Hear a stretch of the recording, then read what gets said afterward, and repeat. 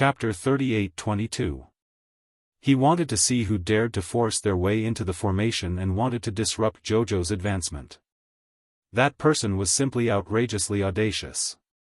This place is surrounded by a formation barrier. Mata reached out to touch the transparent barrier in front of them. As long as you don't actively attack this kind of large formation, it won't suck people in, Duan Yu said indifferently. If you accidentally touch it, you'll only be repelled and won't be injured. So that Dell and her mercenaries must have attacked the formation before, which was why they were sucked in. Mo Lian's eyes darkened. How do we get in? Mu Xingchen asked anxiously, will JoJo be alright inside? After all, according to what Dell said earlier, there were more than 20 people who attacked the formation at the same time. More than 100 people had been sucked into the formation. Even if nearly half of them had died in the formation, there were still at least 70 to 80 people remaining in the formation, trying to break open the formation and harm Xiqiao. How could Mu Xingchen not be anxious? Don't worry, I have a way to get in. Mo Lian took out a vine branch from a sapling from her sleeve. However, the vine nimbly drilled through the barrier without any hindrance. It even dragged Mo Lian into the formation. Before Mo Lian went in, she grabbed Duan Yu's arm. Mu Xingchen and the others also hastily grabbed Duan Yu and followed the suction force into the barrier one by one. After the group passed through the formation barrier, their vision darkened. When they opened their eyes again, they were already in a scene of yellow sand filling the sky. Wooden dummies swarmed over from all directions. Just as they were about to attack them, they seemed to have sensed something and moved their arms and legs in a daze. Then, all of them stopped. Mata, who jumped in fright and assumed a defensive stance, immediately breathed a sigh of relief when she saw that the wooden dummies didn't come over to attack. She heaved a long sigh. Heavens, where did JoJo get so many wooden dummies that can run, jump, and hit people? This should be a ready-made large formation in the mechanism diagram. Mo Lian said, JoJo used it to set up this killing array to prevent anyone from getting close to her body. It will hinder her from advancing. It looks like the little stoic is about to advance successfully, eldest young Sir Qin said with a grin. Duan Yu and the others all turned to glare at him. Why did this guy come in as well? Eldest young master raised his hands pitifully and said, I'm also here to help. Humph. Mo Lian glared at him before turning around to walk forward into the sand-filled sky. He had to find the eye of the array as soon as possible and get out of the array to find JoJo's correct position. Unsure if Rotten Peach Blossom was with JoJo, Mo Lian frowned. He still had to find his wife as soon as possible. He didn't feel at ease leaving his wife in anyone else's hands. It was best to keep her by his side. On the other side, Shi Lang and the others were almost driven mad. He looked on helplessly as a level 12 Great Spirit Master mercenary beside him was pierced through by 4 or 5 ghost spirits and turned into black ash. Shi Lang couldn't help but regret rashly entering the array to throw away his life. Gu Yixuan, Huang Qishan, and the others were also starting to regret it now. Especially after seeing more than half of Wang Kuang's mercenaries dead or injured, it was too late for regrets. Now, everyone had almost exhausted all their spirit energy. After 2 rounds of devastation from the wooden dummies and ghost spirits, they were simply too exhausted. Hurry and put in more effort. We'll be able to break this array soon. Chapter 38-23. Bang! Wang Kuang felt that the barrier in front of him seemed to have been broken. When he saw a green forest appear in front of him, he couldn't help but let out a long sigh of relief. With her head covered in yellow sand and dust, the bewitching woman who was battered and exhausted no longer had the slightest bit of her seductive appearance. She looked like a miserable beggar, but her eyes bloomed with joy. Brother Wang, we've broken the formation. We've broken it. Thank the heavens, who knew how long they had been fighting with the wooden dummies and ghost spirits in that damned sand formation. At least they were still alive. Looking at her side, of the 25 people in the mercenary group, only Gui Xuan, Huang Qishan, Zhong He, Su Fugue, Wang Quang, Xiao Dou, and herself were left. 25 people died to only 7 people. This kind of sacrifice rate was simply shocking. Yao Hong didn't know if she should kneel down and thank the heavens for their mercy. Yes, it was broken. Wang Quang couldn't help but feel a bit more bitter in his heart. The phoenix forest appeared in front of them again, surrounded by trees and green scenery. It was no longer that damned place filled with yellow sand. The unkempt Shi Lang couldn't help but laugh loudly. With a knife in his hand, he glared fiercely, looking back and forth. Come out. Come out for me. This sneaky little person actually hid in the phoenix forest and didn't come out. If I catch you, I'll pull out your tendons and skin you to vent my anger. The Shi Lang mercenary group was actually only left with him and 2 level 12 great spiritual masters. The entire Shi Lang mercenary group had suffered a disastrous loss this time. Too deceitful, really too deceitful. On the other side, Queen Fu Sha's situation was slightly better. The 5 people from Shadow City, Lin Zhen'er, Xiao Yi, and Chi Fa were more or less in a sorry state. As the daughter of the first city lord, although Mu Xiaoxue was just an ordinary person, she had the powerful maid Xiao Rou by her side to protect her. In addition, she had many protective treasures. At this time, she looked like the cleanest and most elegant person. Everyone relaxed at the same time and let out a long breath. Shi Lang sat down on a piece of loose stone under the tree. He wiped the sweat off his forehead and said coldly, I didn't expect that formation to be so difficult to break. The others also slumped down one after another. They had fought with their lives on the line with the ghost spirits for a long time, and now they were mentally exhausted. One had to know that the previous wooden dummies were still manageable, but the subsequent fight against ghosts was simply a painful torture. How could an ordinary person fight with a ghost spirit? After they had used up all the talismans they had on them, they could only use all kinds of spiritual energy to deal with the ghost spirits. This was because ordinary physical attacks like punches and kicks were completely useless against the ghost spirits. If one was caught off guard or unable to defend in time, they would be torn to pieces by the countless ghost spirits without any chance of survival. Leader, what do we do now? One of the level 12 soul masters in the mercenary group asked while panting. Of course it's to find that damned person who set up the formation. Shi Lang gnashed his teeth and said. Suddenly, Yao Hong cried out, "Ah, look!" At this moment, everyone was still tense. When they heard this ear-piercing cry, they all frowned at the same time and looked in the direction Yao Hong was pointing at. They saw that behind the level 12 soul master who had spoken, the ground was constantly moving. A white bony arm stretched out from the ground and suddenly grabbed the soul master's neck from behind. Shit, a white bony arm stretched out from the ground. Chapter 38-24. Everyone was greatly shocked as they struggled to jump up from the ground. They took up a defensive battle stance as quickly as they could and surveyed their surroundings. They saw that the skeletons had grabbed the back of the spirit master's neck and dragged him over. At the same time, countless skeletal arms emerged from the ground and stabbed into the defenseless great spirit master's body.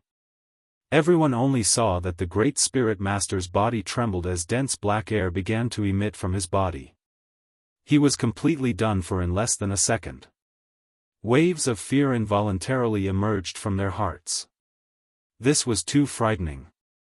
In front of them was a great spirit master of the 12th level. Although his spirit power had been completely exhausted and his body was exhausted to the point of no return, his cultivation was still at the 12th level. He'd been at the 12th level of the spirit realm, but he'd been strangled to death by a few skeletons that had burrowed out of the ground? How frightening! Threads of cold air emerged from the depths of everyone's hearts. Yao Hong's shrill voice sounded again at this time. Look over here, there, and there. Now that everyone heard her ear-piercing screams, they reflexively tensed their bodies. Everyone's pupils contracted in unison as they looked in the direction she was pointing. There were several places that Yao Hong was pointing at. The earth began to slowly arch upwards. More than a dozen bony arms abruptly shot out from the earth. "Run!" someone howled. Everyone turned around and ran towards a path in the forest. They'd been tricked. They'd definitely been tricked. When they saw that a place that looked like Phoenix Wood Forest had appeared in front of them, they'd assumed that they'd broken through the formation and returned to Phoenix Wood Forest. Humans were like this. Once they returned to a familiar environment, they'd involuntarily relax and slack off.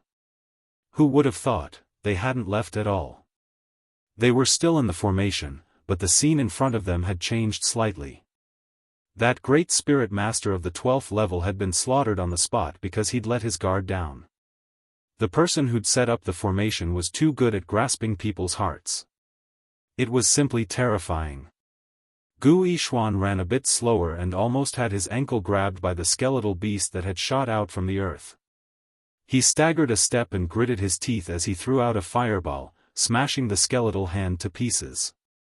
When everyone saw that he, a rank 10 great spiritual master, was able to shatter the skeletal hand with a single strike, their hearts relaxed slightly. It seemed that it wasn't that these underground skeletons couldn't be resisted. It was just that things had happened so suddenly that the exhausted level 12 great spiritual master didn't have time to resist. "Don't let them get close." Queen Fu Sha's expression changed drastically. These skeletons were very strong in close combat, but if they were far away, using spiritual energy to deal with them would definitely be a one-hit kill. Unfortunately, their spiritual power was almost depleted, and they were barely able to keep the distance between them and continue fighting. As Gu Yishuan ran, he felt a sharp pain in his ankle. Earlier, he had been too impatient and only cared about running. Now that he looked down, he was shocked to find that his trousers had been torn open, and there was a very obvious white bone handprint on his ankle. The pitch-black fingerprints made him feel a chill in his heart, and his whole body couldn't help but shiver. "No, it's fine. Don't scare yourself. It's just a few more white bone handprints. After we get out, I'll find a way to apply some medicine to remove them." Shi Lang led his only subordinate and ran to the front. Chapter 38-25. Right now, he was so scared that he pissed his pants. He ran for a distance in a panic.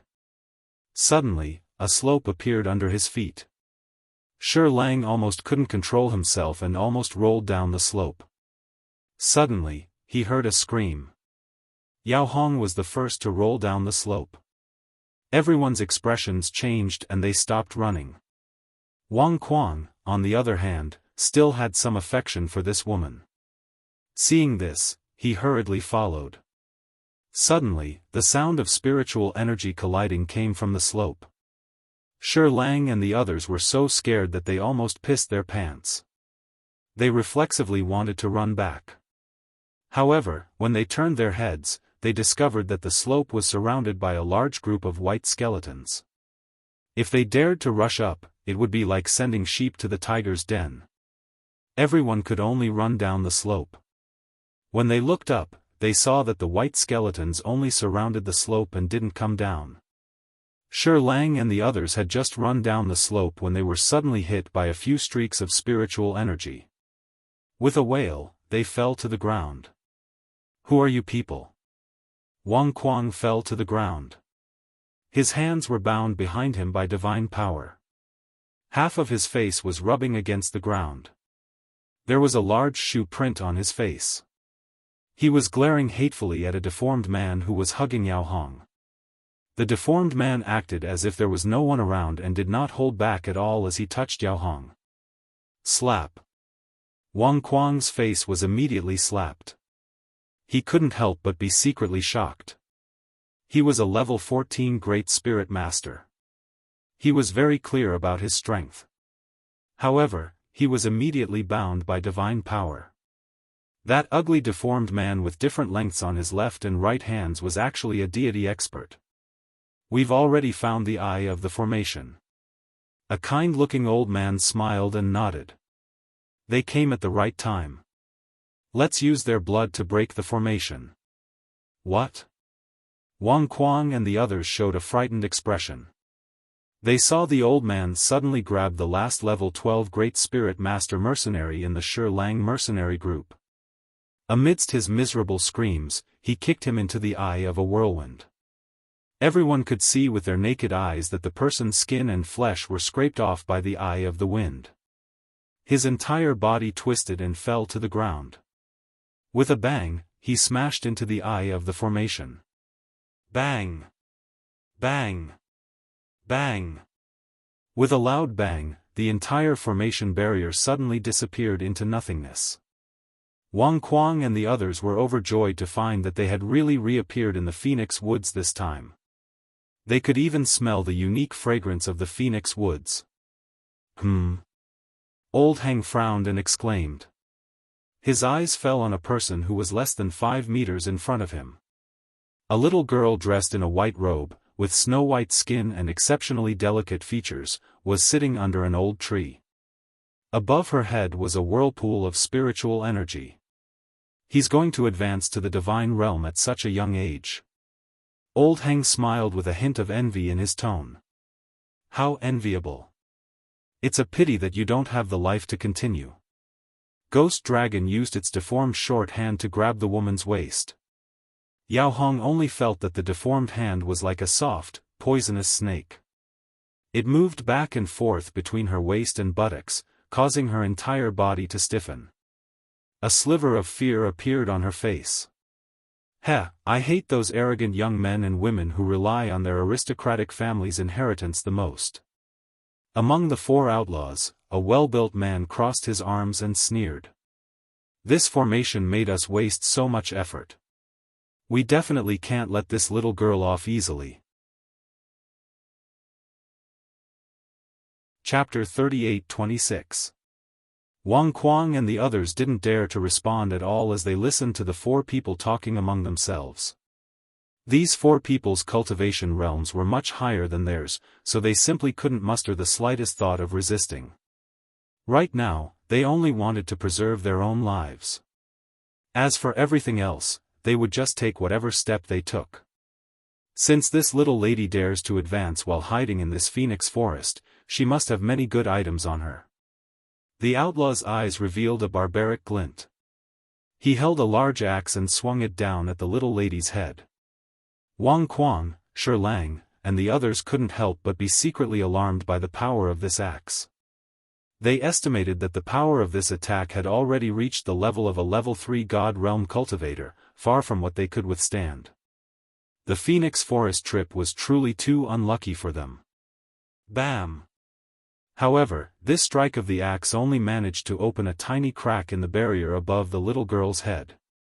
It was a very small crack, but the moment the axe was lifted up, it slowly closed up. At this moment, the little lady, who was sitting cross-legged with her eyes closed to absorb spiritual energy, instantly opened her eyes. For a moment, everyone present subconsciously held their breaths. Those eyes were as deep as the night, without a trace of white in them. Her pupils were covered in an abnormally pure pitch-black color, which was abnormally bewitching. The man swinging the axe and hammer was also startled. He tightened his grip on the axe and roared, "How dare you scare me!" Hence, he swung the axe again at the little lady's head. Before his axe could land on the little lady's head, it was abruptly struck by a piercing bone nail and sent flying, smashing into a nearby tree with a swish. Mo Yen, Duan Yu, Mu Xingchen, ACI, and the others walked out of the forest path and sized up these people. Jojo. Mata pointed ahead agitatedly. Wait. Duan Yu reached out to stop him and turned to look at the man who had thrown away his axe and hammer and was looking at them in astonishment. How dare you be so arrogant, Mo Yen sneered and pointed at him. Gu Yishuan and the others were horrified to find that the deity realm expert, who was originally in front of them, had actually been blasted apart by the power of this finger. Fuck. What kind of power was this? Eldest young Sir Qin narrowed his eyes. It looked like this guy and Duan Yu had indeed recovered their strength. Now, he was suddenly glad that he didn't act rashly earlier. What was going on? Jojo stood up. Mata suddenly exclaimed. Everyone's attention was once again pulled back, and they all exclaimed in their hearts. Sure enough, the little girl with the cold eyes really climbed up from under the tree. She held the thunderclap sword in her hand and was approaching them step by step. Oh my god, Jojo's current state, why does it make people's hair stand on end? Could it be that this fellow would enter a state of complete disregard when he was cultivating? This isn't Jojo. Yas and the others felt their hearts skip a beat. It's an illusion talisman matrix. When this fellow's pitch-black eyes looked at them, they inexplicably felt a little cute amidst the creepiness. What was going on? Rustle, rustle. A gust of wind rustled the grass. Everyone reflexively turned to look and saw a dozen or so Sir Jojo standing up with the same thunderclap sword and cold killing intent on their faces. Chapter 38-27. Our dear Mo Lien gazed at the pile of wives in front of him and inexplicably thought of those little ones piled on top of him in the Tower of Punishments, desperately clamoring to move the gold. It's over. What do I do when I have no resistance at all? Prince Mo couldn't help but cover his handsome face with his hand. At the same time, more than a dozen expressionless little girls had already stood up from the underbrush. Their pitch-black pupils locked onto their group of external targets with thunderclap swords in their hands, and they closed in on them inch by inch. Duan Yu hastily tugged at Mo Lien's sleeve. Hurry and think of a solution. How could he bear to be so ruthless against this pile of Jajas? They couldn't win in a fight, but they didn't want to flee either. After all, Sir Jojo had set up so many illusion talisman matrices here, which meant that her main body was probably nearby. Hurry and think of a solution. They're coming. Mu Xingchen yelled worriedly. The illusion talisman matrices that Jojo had set up on the periphery would probably attack indiscriminately once they were triggered. These weren't their Jajas, they were merely a dozen killing machines. In the blink of an eye, a Jojo phantom wielding a thunderclap sword had already pounced over and unhesitatingly slashed in Lin Zhen'er's direction. Lin Zhen'er was simply about to vomit blood from anger. She hadn't fucking plucked a single phoenix flower along the way, yet she kept encountering life-threatening situations. She recognized at first glance that this stoic face was the damn woman who attacked her group on Oxhead Mountain. This damn little bitch. Did she really think that everyone in the City of Shadows was freaking vegetarian? Lin Zhen'er had just summoned her spirit weapon from her conscious and was about to pounce on one of Jojo's phantoms. She didn't expect a gust of wind to come from the side.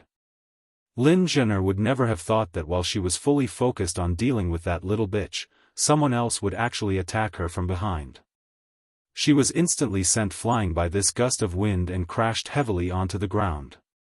It was only after Ming Ya's attack that he realized he had some conditions to launch, seeing that Mo Lien, Duan Yu, Eldest Qin, and Omega Kotoku were all looking at him. He expressionlessly withdrew his leg. And it was at this moment that the little stoic's sword came from the air. The thunder crash sword was mixed with a flash of lightning as it landed heavily on Lin Zhen'er's left shoulder, completely tearing her flesh apart. Lin Zhen'er let out a blood-curdling scream as she was once again sent flying by the ferocious sword light.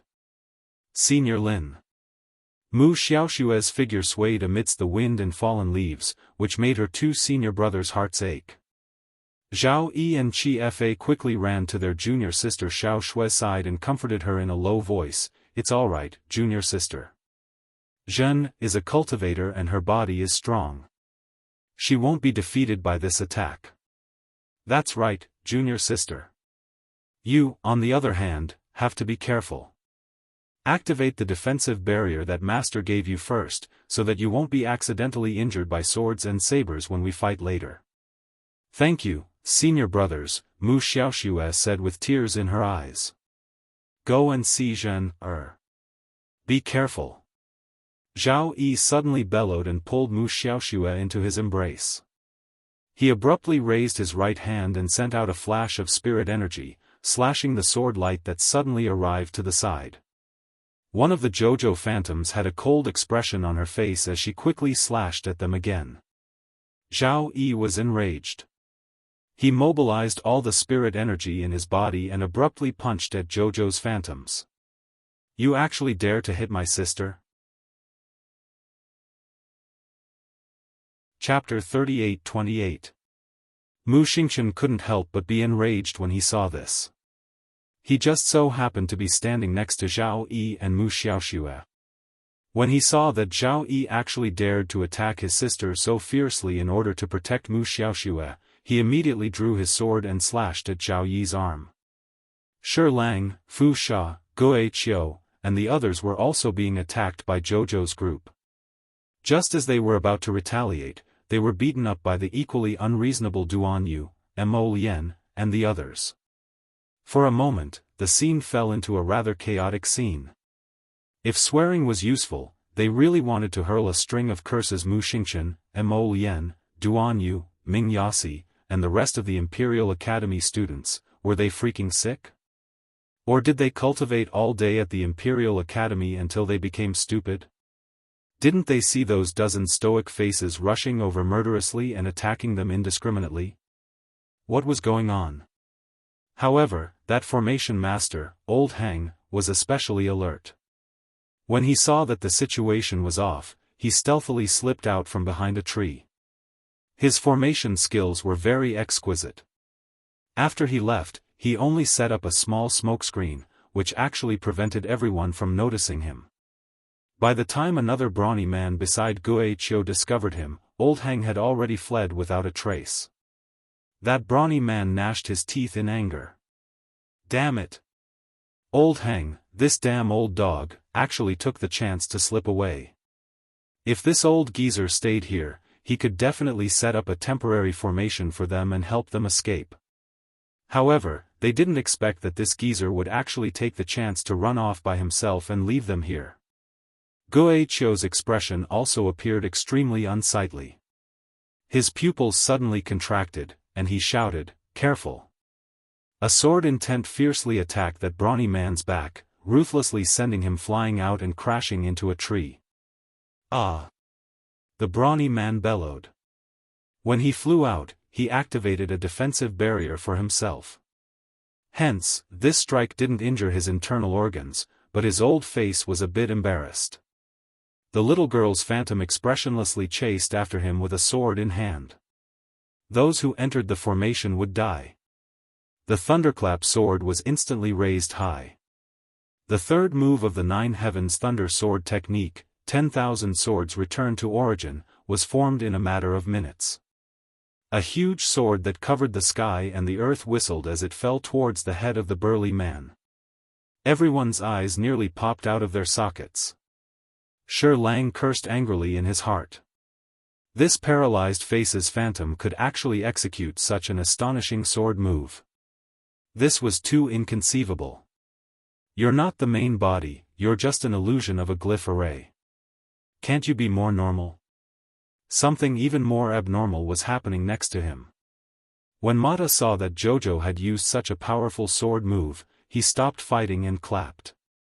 "Wow, JoJo is so powerful." Everyone was speechless. He knew that the people around Xiao Qiao were probably a little crazy. A loud rumbling sound came from the other side. The sturdy man was hit by the sword move, and he spat out a mouthful of blood. Before he could turn around, he suddenly felt a chill on his neck. Ghost Qiu was horrified to discover that his companion's head had been sent flying by that little girl's sword. Logically speaking, this girl should be trying to break through to the immortal state, right? But she hadn't reached the immortal state yet. How could she kill his companion, a level 3 god-tier master, so easily? At this point, Ghost Qiu finally realized how wrong his previous decision was. 2 of the 4 fugitives gave up their lives here. Chapter 38-29. To be able to advance so steadily in the Phoenix Wood Forest, how could he not have some sort of skill? Hence, he, Guo, had truly misjudged her. Guo regretted it now, but there was nothing he could do. He looked at the expressionless little girl who raised her sword and turned around while holding the brawny man's head. When her pitch-black pupils stared at him coldly, Guo shuddered and had the urge to flee immediately. This girl's expression was seriously too strange. She didn't look like a human at all, but like a creature that crawled up from the ground. One of the phantoms raised his hand and waved heavily, and a dozen phantoms pounced toward Guo and the others. Guo made a prompt decision and immediately swallowed a large number of pills. He suddenly stomped the ground and actually used the last bit of Earth Spirit energy to escape using the Earth Escape technique. He was really a bit scared. This girl's situation was completely different from a normal person's. Could a normal person who hadn't advanced to the God realm kill a God cultivator with one strike? He fled very quickly, and Sir Jojo's phantoms actually didn't chase after him. Her stiff little head turned around inch by inch, and her cold gaze landed on Omega Kotoku, Xiaomushiue, Chi Fa, and the others. Everyone retreated in unison and fled behind Duan Yu, Mo Lien, Mu Xingchen, Duan San, and the others with fear in their eyes. They exclaimed, "Hurry and think of a way to leave." Guo escaped using the Earth Escape technique, leaving them, the unlucky ones, here. They were surrounded by Sir Jojo's phantoms, so how could they escape successfully? Fu Sha, Wang Quang, Xiaomushiue, and the others subconsciously hid behind the strongest person present. As a result, Mo Lien, Duan Yu, Mu Xingchen, Omega Kotoku, and the others were all surrounded by Sir Jojo's phantoms. At this moment, everyone was surrounded in a circle. Their expressions were tense as they gripped their weapons tightly. From the looks of it, they were about to attack at any moment. Mu Xingchen suddenly turned around and punched Xiao Dou beside him. He said angrily, "Don't hit my sister." Everyone was instantly dumbfounded. "All right? Is she really your sister? You need to get a grip on reality. Where did you get so many girls?" "Your Highness." Queen Fu Sha was protected by several subordinates. When she saw that little stoic approaching with a sword in hand, she involuntarily shuddered. Hurry and think of a way to make them leave. She really couldn't control her hand. What if the stoic face meowed and hit her? Wouldn't she be able to resist? This doesn't make sense, does it? Duan Yu cast a sidelong glance at Mo Lien beside him and shot her a look. Mo Lien was a little confused. These people always thought that he had a way to deal with a bunch of Jojo-sama. What was going on? Seeing so many wives jumping around in front of him, he felt very helpless. The figure raised her sword and slashed at them. Everyone cried out in surprise. Mu Xiaoxue clenched the offensive spiritual weapon in her hand and gritted her teeth. Just as she was about to release it, someone kicked her and she fell backward. Ah! Mu Xiaoxue fell to the ground at once, and aggrieved tears welled up in her eyes. Chi Fa and Zhao Yi quickly helped their little junior sister up and glared at Mata. "Why did you hit her? Don't hit Jojo." "What? You bunch of idiots." Chapter 38-30. Didn't you see that stoic face come up with his sword and slash you all together? Now he's attacking indiscriminately. This bunch of idiots' behavior was truly an eyesore.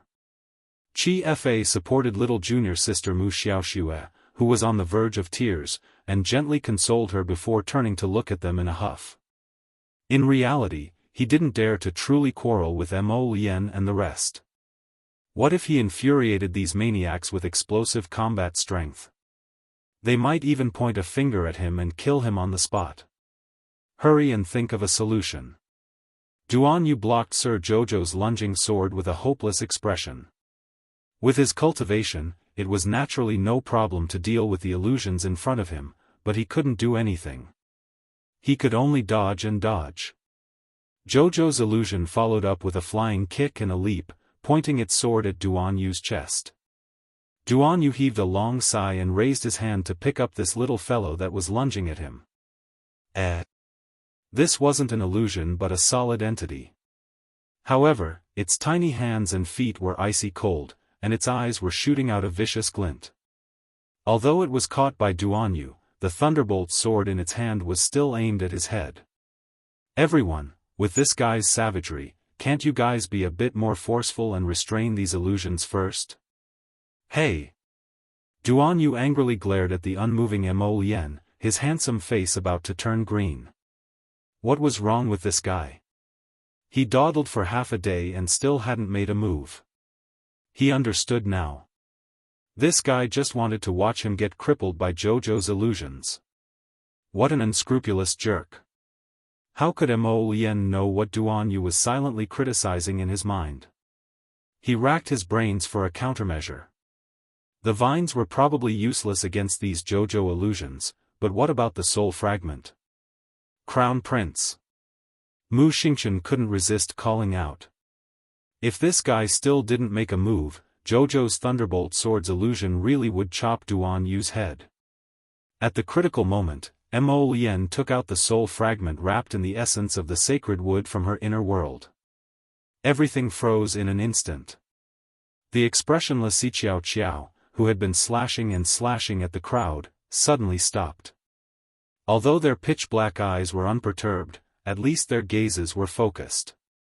The bunch of Jojo turned their heads mechanically and looked at the soul fragment in Mo Lien's hand. Qin Xian stared at Mo Lien's hand, and her gaze flickered before she slowly lowered her gaze. She didn't expect Mo Lien would also find a soul fragment of her.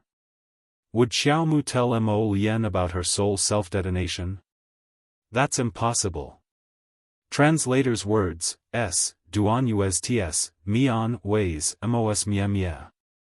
She's of course, M.O.T.S. writes her, Jojo of hers s. She was a person who was used to protecting herself, so how could she possibly tell anyone about the soul explosion? Of course. It stopped. Mata breathed a sigh of relief. At this time, Jojo's illusions were all staring blankly at the soul fragment in Mo Lien's hand. Where's Jojo? Mo Lien stroked the little figure in her hand. A certain someone who was pacing back and forth in the essence of the sacred wood turned around and pointed behind a large shrub. Jojo was hiding there as expected. Mu Xingchen and the others all sighed in relief. Just as they were about to walk forward, they suddenly heard a loud boom. The entire Phoenix Wood forest trembled slightly from this huge tremor. The trees rustled and swayed, making creaking sounds. Chapter 38-31. Everyone was running towards the source of the sound when a burst of intense light suddenly exploded in front of their eyes. In an instant, everyone's 5 senses were blocked. Damn it! Gu Yishuan clenched his teeth and endured the pain from his ankle. His body swayed along with the tremors of the earth. Then, he couldn't control himself at all and was instantly flung away by the force of the tremors. He slammed into a mound of earth and his head was smashed open. A miserable scream came from beside him. Gu Yishuan turned his head and saw that the beautiful and elegant little princess of the City of Shadows, Mu Xiaoxue, was also flung to his side. Because Mu Xiaoxue had no cultivation, she was like a duckweed swaying in the water. Along with the tremors of the earth, she was flung to the east and west, constantly colliding with the thorny bushes. There were a few faint bloody scratches on the back of her hands and calves. As such, it aroused a trace of manliness in Gu Yishuan's bones. Such a beautiful girl, but now she was suffering from such an unexpected disaster. How pitiful. Miss Mu. Gu Yishuan hurriedly reached out and grabbed her, barely managing to stabilize his body in the tremors. Mu Xiaoxue looked at him with tears in her eyes and said softly, "Young master, if you save me, I will definitely ask my father to thank you properly." Gu Yishuan's heart skipped a beat. If he could establish a relationship with the little princess of the City of Shadows, then he wouldn't have to worry about his future development. At the same time, Guo, who had previously escaped through the earth, had no choice but to burrow out of the ground like a groundhog after the tremors. Originally, he wanted to hide for a while longer. Who knew if he would encounter those little perverts again? Who knew, plans couldn't keep up with changes. He was forced to burrow out of the ground, but the tremors in the earth made him swallow 3 mouthfuls of mud and dust. His entire face collapsed. After burrowing out of the ground, he happened to find Old Heng standing behind the bushes, controlling a flying sword and mumbling something. Guo was so angry that his eyes were red. He stepped forward and grabbed the old man's chest. "You old ghost, you slipped away so quickly. So you didn't run away, but came here to get something first? Don't be nervous, don't be nervous." Old Heng comforted him with a smile. "Didn't I see an opportunity and take advantage of a loophole? If it wasn't for that, I would still be imprisoned in that talisman formation. How could this situation have occurred? You came at the right time. The spiritual chi of heaven and earth is in a riot here, which means that the person has successfully advanced into the divine realm and will soon attract the punishment of the 5 spirits' reincarnation." Ghost Chiu was slightly shocked. This person actually entered the deity realm so quickly? However, Old Heng said with a smile, "Don't be nervous. All we need to do is stand here and watch, and take advantage of the opportunity to attack. We don't need to do anything else, and we'll be able to obtain all the benefits. 5 spirit reincarnation, how could a woman successfully pass through it? And in such a chaotic environment, what a joke. The heavenly Tao had always been stricter towards women. Over the years, there had been countless female cultivators who had lost their lives in the 5 spirits reincarnation. Why is it that other people have to die when crossing the 5 spirits reincarnation, but you, a young little stoic, can successfully cross it? That was impossible. In particular, the lightning fire that descended from the sky was simply too perfect and too huge. The strands of spiritual energy that seeped out of it made the people standing in the distance uncontrollably apprehensive. Mo Lien, Duan Yu, and the others, who were madly dashing over, happened to see the lightning fire bombard down with an abnormally mighty momentum. Their hearts couldn't help but skip a beat. Chapter 38-32. Normal people wouldn't be able to withstand such a fierce attack from lightning and fire, right? Old Heng's eyes narrowed, revealing a strange glint. Ghost Chiu looked back, feeling a bit nervous. They've caught up. These students from the royal school were all perverts who did not even bother to reason with you. Boom! Everyone looked at the scene before them in bewilderment. Old Heng's initial calmness turned into terror. The instant he fell to the ground, one of his old legs couldn't help but tremble. Mu Xingchen couldn't help but twitch his mouth. Earlier, he was rather worried that if this lightning and fire came crashing down, Jojo would be smashed to the point of vomiting blood. Who knew that the lightning and fire that came crashing down from the sky would actually strike Ghost Chiu, who had turned to look at them, and turn this unlucky fellow into ashes on the spot. It was truly vanishing into thin air. There was no chance of survival at all. Even the soul remembrance fragments had completely dissipated within the Phoenix Wood Forest. Mo Lien, Duan Yu, Mata, ACI, Omega Kotoku, and eldest Qin all expressionlessly glanced in that direction. It was very normal. Who told you to go near Sir Jojo's cultivation area? They were very calm because they were familiar with Xiao Mu's routine, but that didn't mean that others could be as calm. Queen Fu Sha screamed from her throat, This, it struck the wrong person. Everyone's hearts were probably filled with an inexplicable and bizarre emotion right now.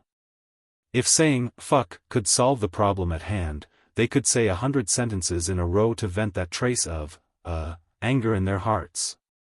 After the lightning and fire dissipated, the last bit of smoke and dust also dispersed. Everyone only saw the little girl sitting in the tree hole. She slowly opened her eyes, and a pair of eyes as black as the starry night emotionlessly stared at them. "It's not the real body," someone shouted, and everyone felt a bit of a headache. "How many freaking illusions did you create to wait for them here? Hand over your life." Suddenly, a pitch-black figure emerged from the grass nest and pounced into the cave. Then, it struck the phantom with its palm. Mo Lien, Duan Yu, and the others were caught off guard. When they caught up, they saw Jojo's afterimage instantly dissipating under the other party's attack. Jojo. Even though he knew it was just an illusion, Prince Mo couldn't help but feel his heart clench. In the blink of an eye, the second lightning fire fell from the sky. With a boom, it smashed Old Hang, who was rolling and crawling away from the battle zone, into pieces. No one was lucky enough to survive the thunder fire.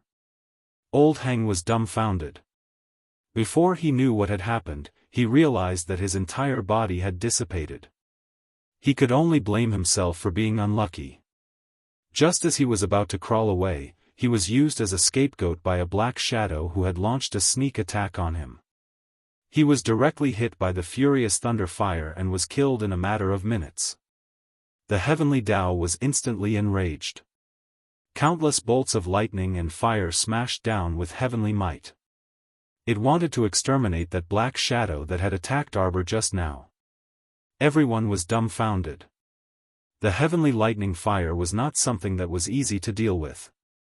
Was it coming for them? How freaking blind was the heavenly Tao to strike the thunder fire into such a ghastly state? So many bolts of lightning and fire came down, but it didn't strike the main character and only struck them, the idle people present. "Hey, big brother, wake up. You struck the wrong person." On the other side, after Arbor successfully advanced, he waited and waited, but the 5 spirits' reincarnation tribulation didn't come. Chapter 38-33. On the other hand, Mo Lien, Duan Yu, and the others outside all felt miserable. Instead of their Charles, they were met with a bunch of inexplicable lightning and fire. These lightning and fire didn't have eyes and directly struck them. They treated them the same way they treated Guishuan, Lin Zhener, and the others at the same time. The shrubbery around them suddenly rustled. Suddenly, a bunch of strangers holding swords and sabers pounced out from all directions, shouting at them. When the leading elderly saw Mo Lien and the others surrounding them, it was obvious that they deliberately came to disturb the saintess's cultivation.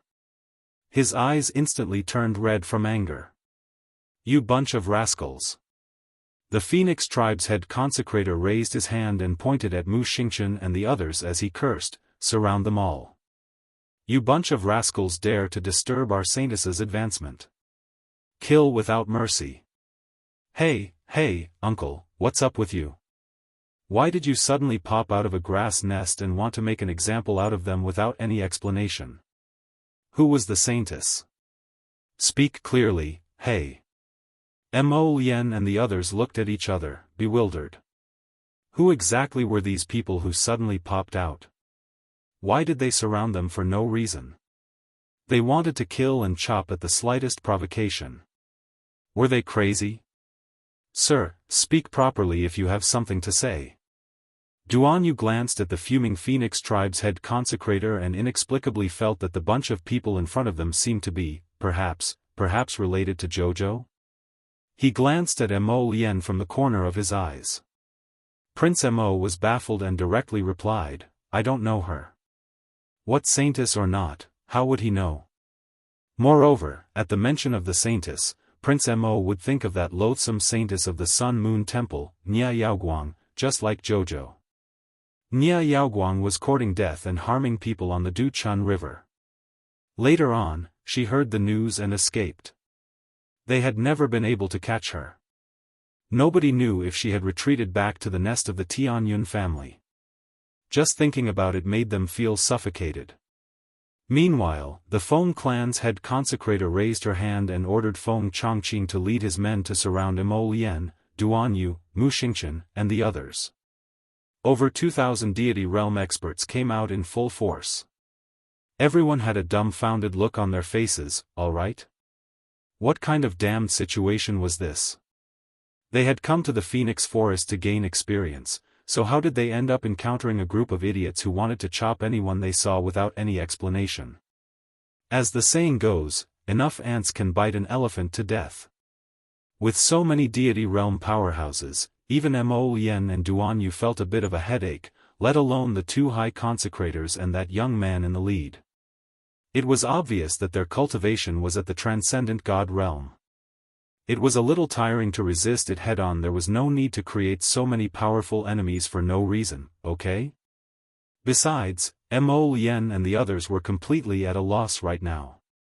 They didn't know why the other party had brought so many clansmen to surround and annihilate them. Mu Xingchen stepped forward and quickly said, "Everyone, let's talk nicely. May I know who you are?" "You don't need to care who we are." That old consecrator fumed with rage as he scolded, "You only need to know that you fellows must pay the price for offending our clan saintess." Lin Jiner's shoulder had yet to fully recover from the sword strike, so she staggered forward with a pale face. "Sir, you have to be reasonable, right?"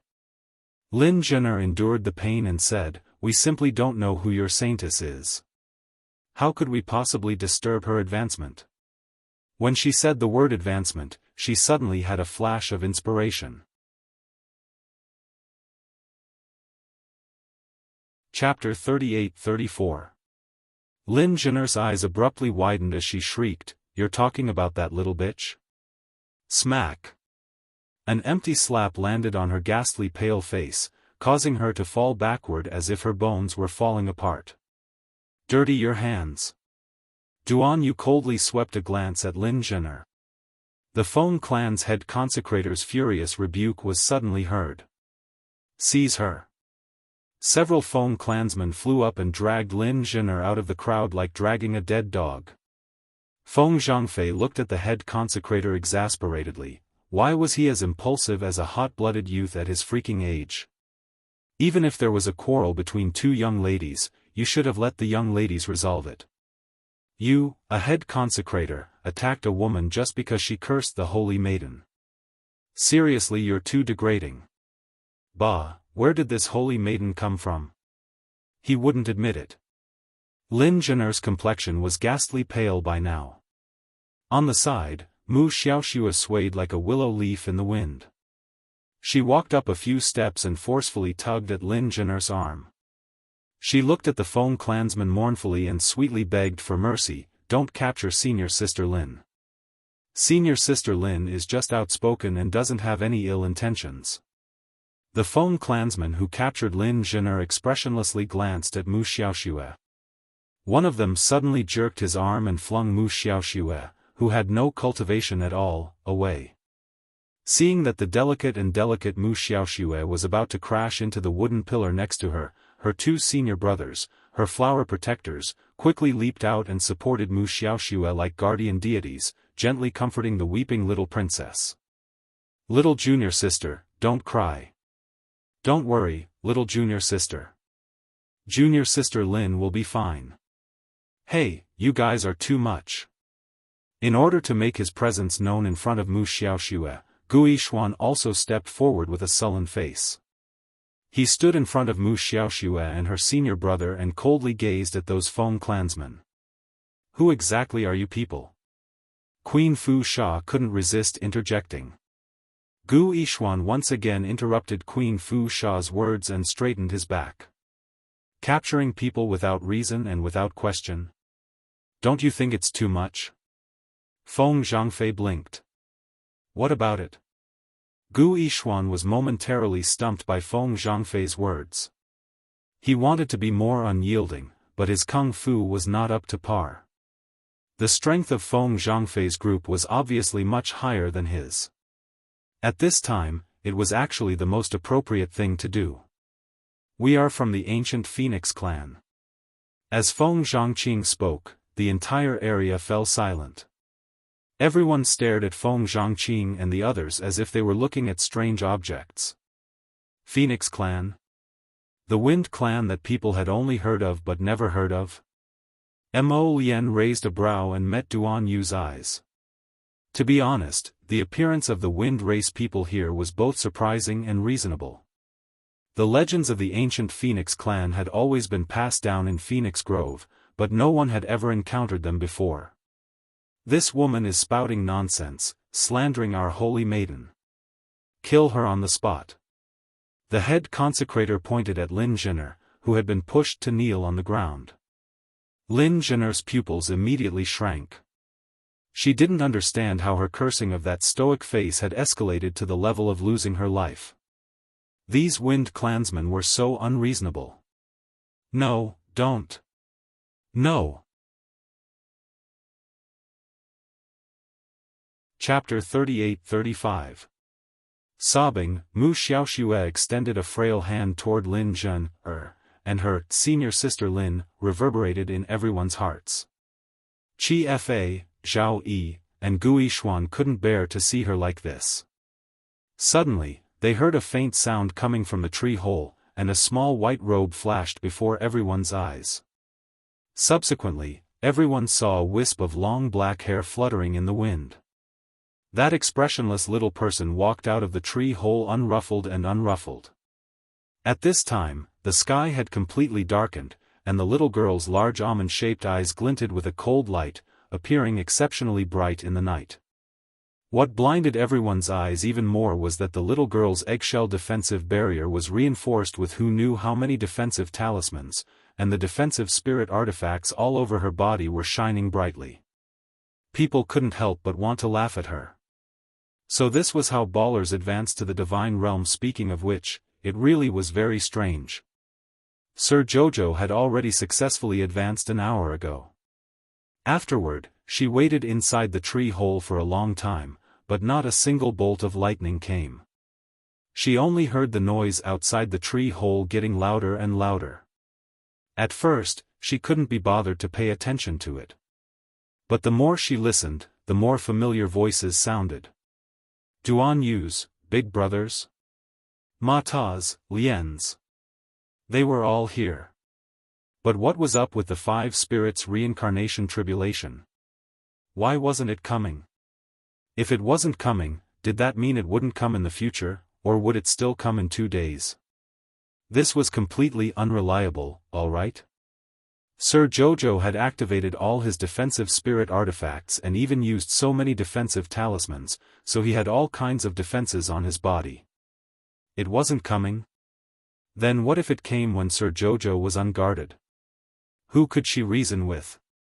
When Duan Yu and the others saw the little fellow, they felt that this little cutie was very comical. Those who knew her well understood this expression all too well.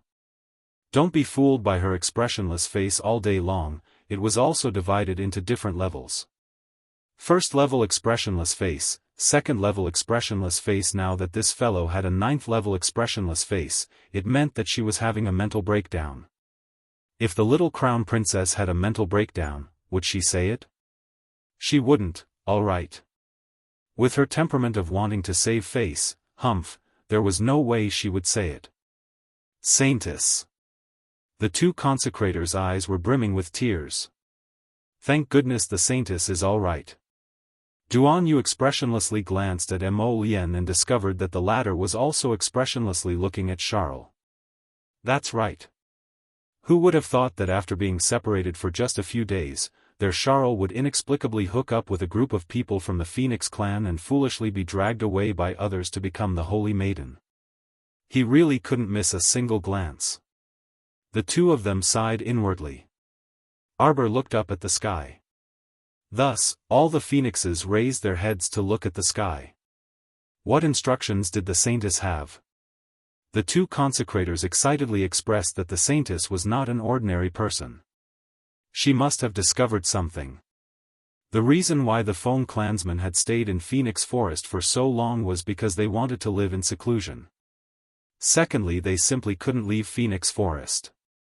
The Saintess had discovered the enchantment? The Saintess must be able to open this barrier. Come. Arbor raised a soft little finger and beckoned to the sky. What did the Saintess mean by, come, when she suddenly pointed at the sky? Mu Xingqian's mouth twitched, and he pulled Mo Lian back 2 steps. Duan Yu, Mata, and Omega Kotoku's group all retreated in unison as though they sensed something. Wait for me, I'm not done updating today. Chapter 38-36. An enraged ice tornado rushed down from the sky, as if the Milky Way was flowing in reverse and surging against the current. A gust of chilly air directly assaulted their faces. Everyone immediately cried out, "Mother," and one by one, they hurriedly crawled backward. However, how could they make it in time? That ice tornado landed on Chi Fa, who couldn't crawl in time, and instantly froze him inside. Countless ice tornadoes descended from the sky, crushing a perfectly fine man into powder in a matter of minutes as if they were demonic creatures capable of destroying dry weeds and smashing rotten wood. Everyone was shocked, all right? This was the water spirit tribulation of the 5 spirits reincarnation tribulation, right? But the problem was you freaking, did you sweep the wrong person, ah? Everyone wished for nothing more than to kneel down to heavenly law right now. No, bro, you're heavenly law, you're big bro, but you can't mess around. Those 2 thunderbolts just now were because you were blind and didn't see the passers-by clearly. Everyone didn't blame you after the incident passed, but what was going on now? The little girl told you to come, and you freaking came at a moment's notice? Mo Lian secretly suppressed the smile at the corner of her mouth. Probably only she, Duan Yu, Mu Xingqian, and a few others present understood. The little fellow didn't make the ice tornadoes come down to smash others at all. She made the 5 spirits reincarnation tribulation come to smash her so that she could quickly transcend this 5 spirits reincarnation tribulation. It was that simple. Senior brother Qi. Mu Xiaoxua screamed miserably, and her head tilted to the side as she fainted in Gu Yixuan's arms. Gu Yixuan's heart surged as he hugged the delicate Mu Xiaoxua. He turned to glare at Arbor, his eyes wishing for nothing more than to spit out raging flames. Crown Princess. You've gone too far. What have I gone too far? Sir Jojo glared furiously at Gu Yixuan. It's you bunch of bystanders who gathered here to mess around. Otherwise, how could heavenly law be blind and not strike me but you guys? Come! Jojo roared at the sky. Boom! Come! Come, come! Boom boom boom! Everyone, the 5 spirits reincarnation tribulation was really complete this time. Previously, there had been lightning and fire. Now, there were ice tornadoes, earth tornadoes, and wood spirit arrows. All of them descended from the sky. When other people go through the 5 spirits reincarnation tribulation, at most there will be a lightning fire tribulation. That is already considered to have angered the heavenly Tao. This guy was different from others. This fella's reincarnation tribulation of the 5 spirits was truly a true reincarnation tribulation of the 5 spirits. Every single heaven and earth origin spirit was given to him once. This couldn't be any better, okay? The problem was that when others transcended their tribulations, they were all transcending life and death tribulations. Not to mention the great tribulation of lightning and fire, just the 9 heavenly lightning tribulations were enough to kill a person, making it impossible for them to regenerate. But this guy was different. Not a single one of the 5 spirits' reincarnation tribulations had landed on her. They had all been endured by others. Most importantly, she kept pointing at the sky and saying, "Come, come, come. Come my ass. Don't come, okay?" Mu Xingqian also dodged 2 heavenly lightning bolts in a row. He glanced at Mo Lian with a wry smile. The meaning in his eyes couldn't be more obvious: hurry up and stop your wife. Is your wife crazy? This 5 spirits reincarnation tribulation was really amusing. Every time, it didn't hurt the main character but implicated the fish in the moat. Even an idiot should know by now. How was the heavenly Tao blind? That was simply brain damaged, okay? The onlookers were on the verge of a mental breakdown.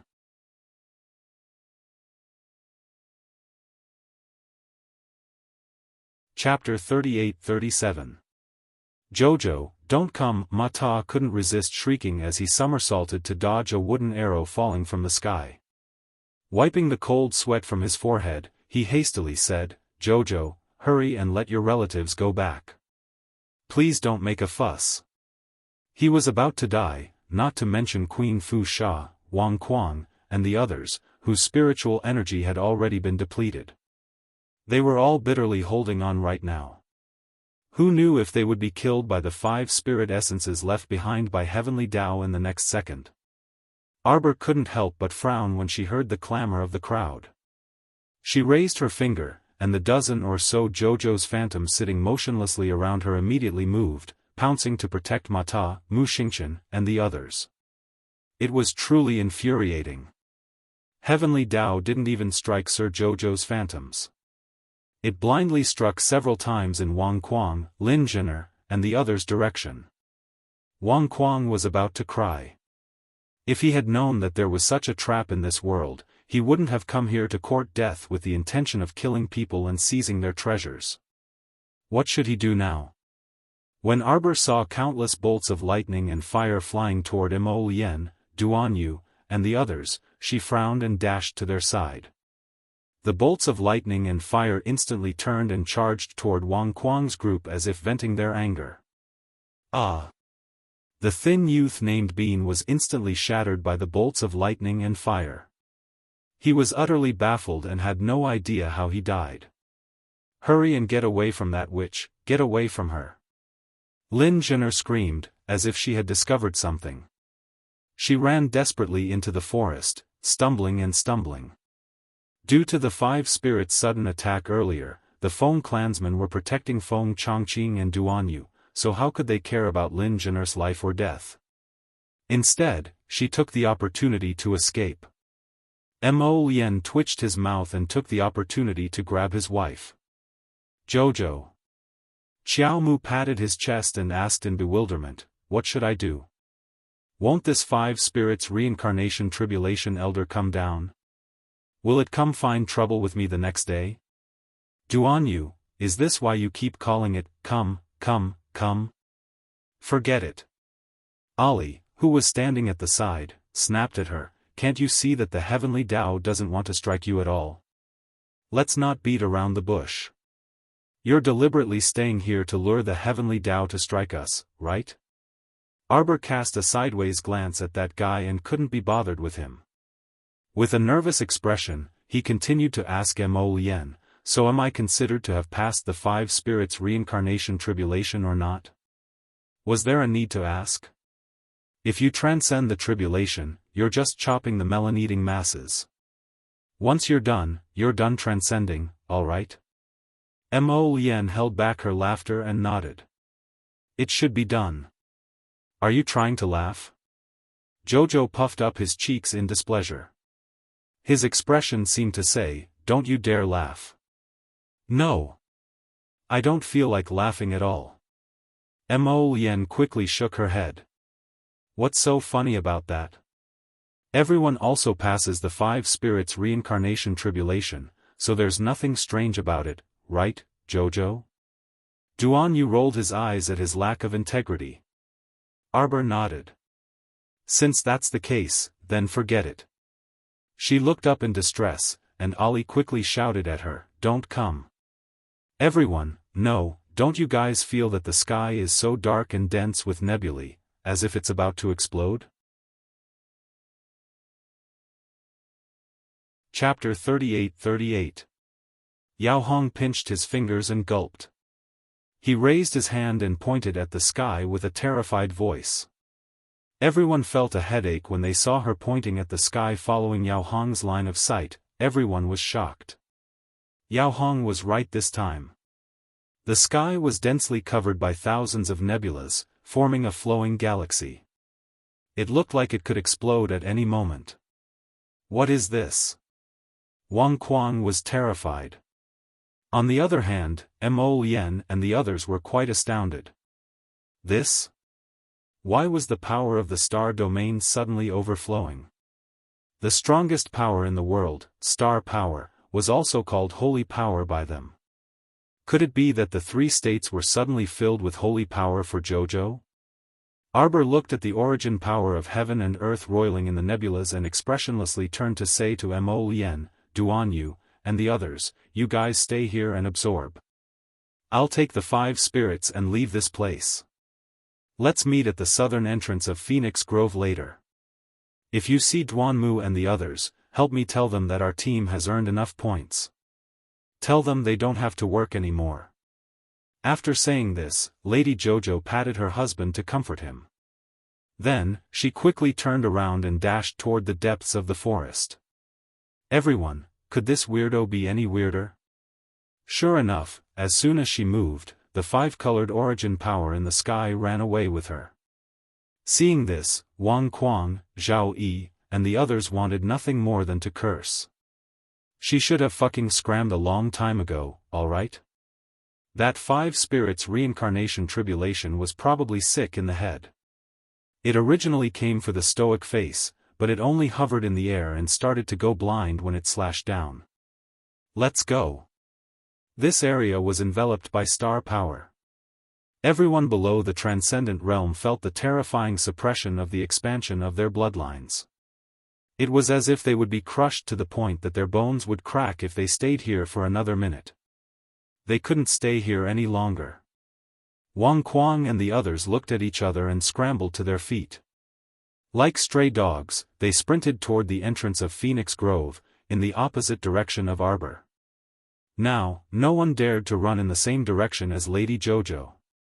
After knowing her ability to summon lightning and fire at any time, no one was willing to follow this girl. You can go wherever you want to go. Don't appear in front of us and continue to harm us. What a peerless weirdo. There was probably no one else like her in the entire 3 prefectures. Gu Yishuan hugged the fainted Mu Xiaoxue tightly and ran with the team towards the entrance of the forest. However, the more he ran, the more pain he felt from his ankle. It was as if every step he took was like stepping on a needle. It was so painful that he felt a little despair. He took a moment to look down. The originally pitch-black fingerprints had become even darker in color. The skin around the fingerprints even showed signs of ulceration. Why did it turn out like this? Gu Yishuan's heart slowly began to panic. His ankle had been grabbed by the skeletons in the formation.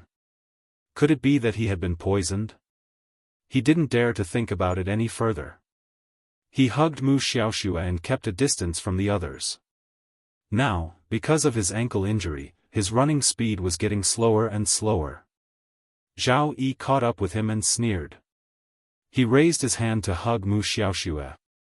No need to trouble this young master. I'll carry junior sister. This brat harbored unfathomable intentions and even wanted to climb up the social ladder recklessly. Dream on.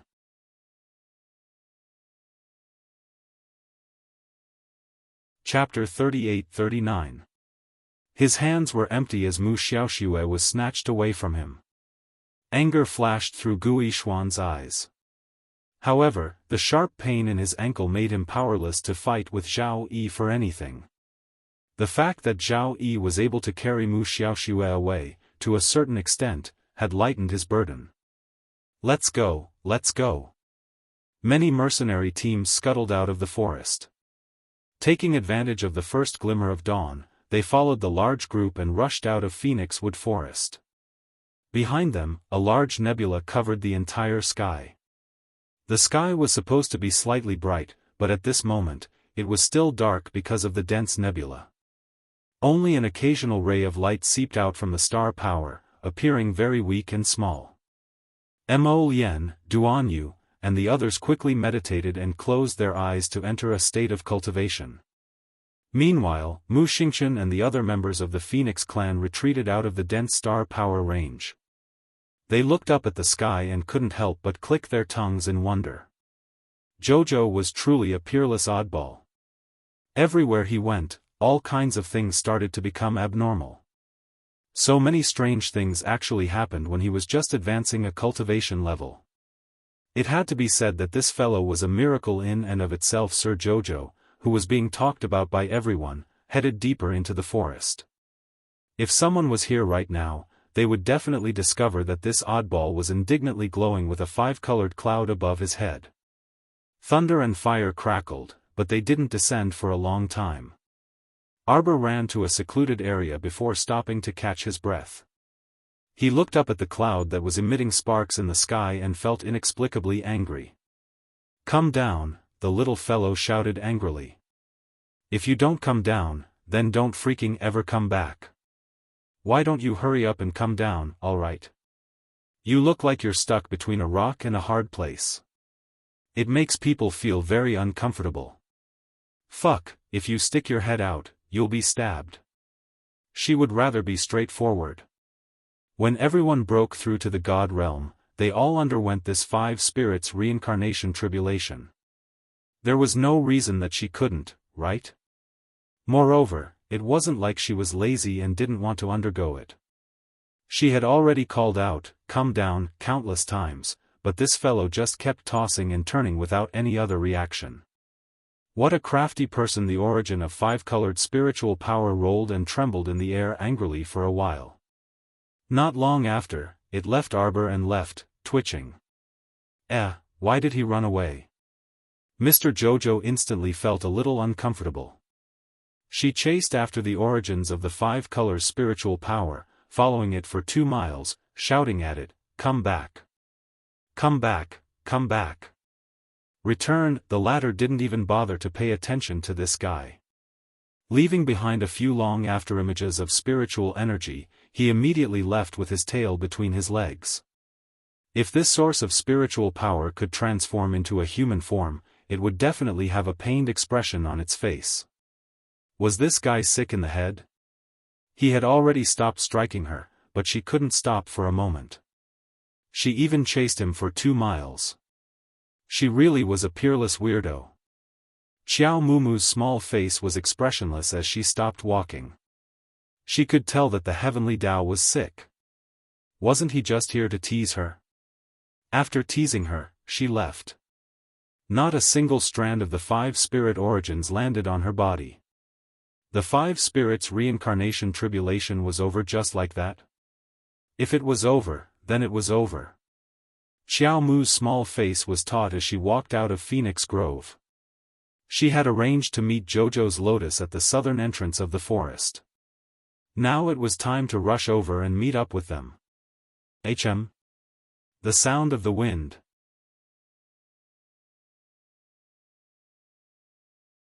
Chapter 38-40. Arbor quickly turned around, and in an instant, she saw a thorn-like earth blade emerge from the ground. In the blink of an eye, the earth and stone beside her feet were cut into 2 and suddenly exploded.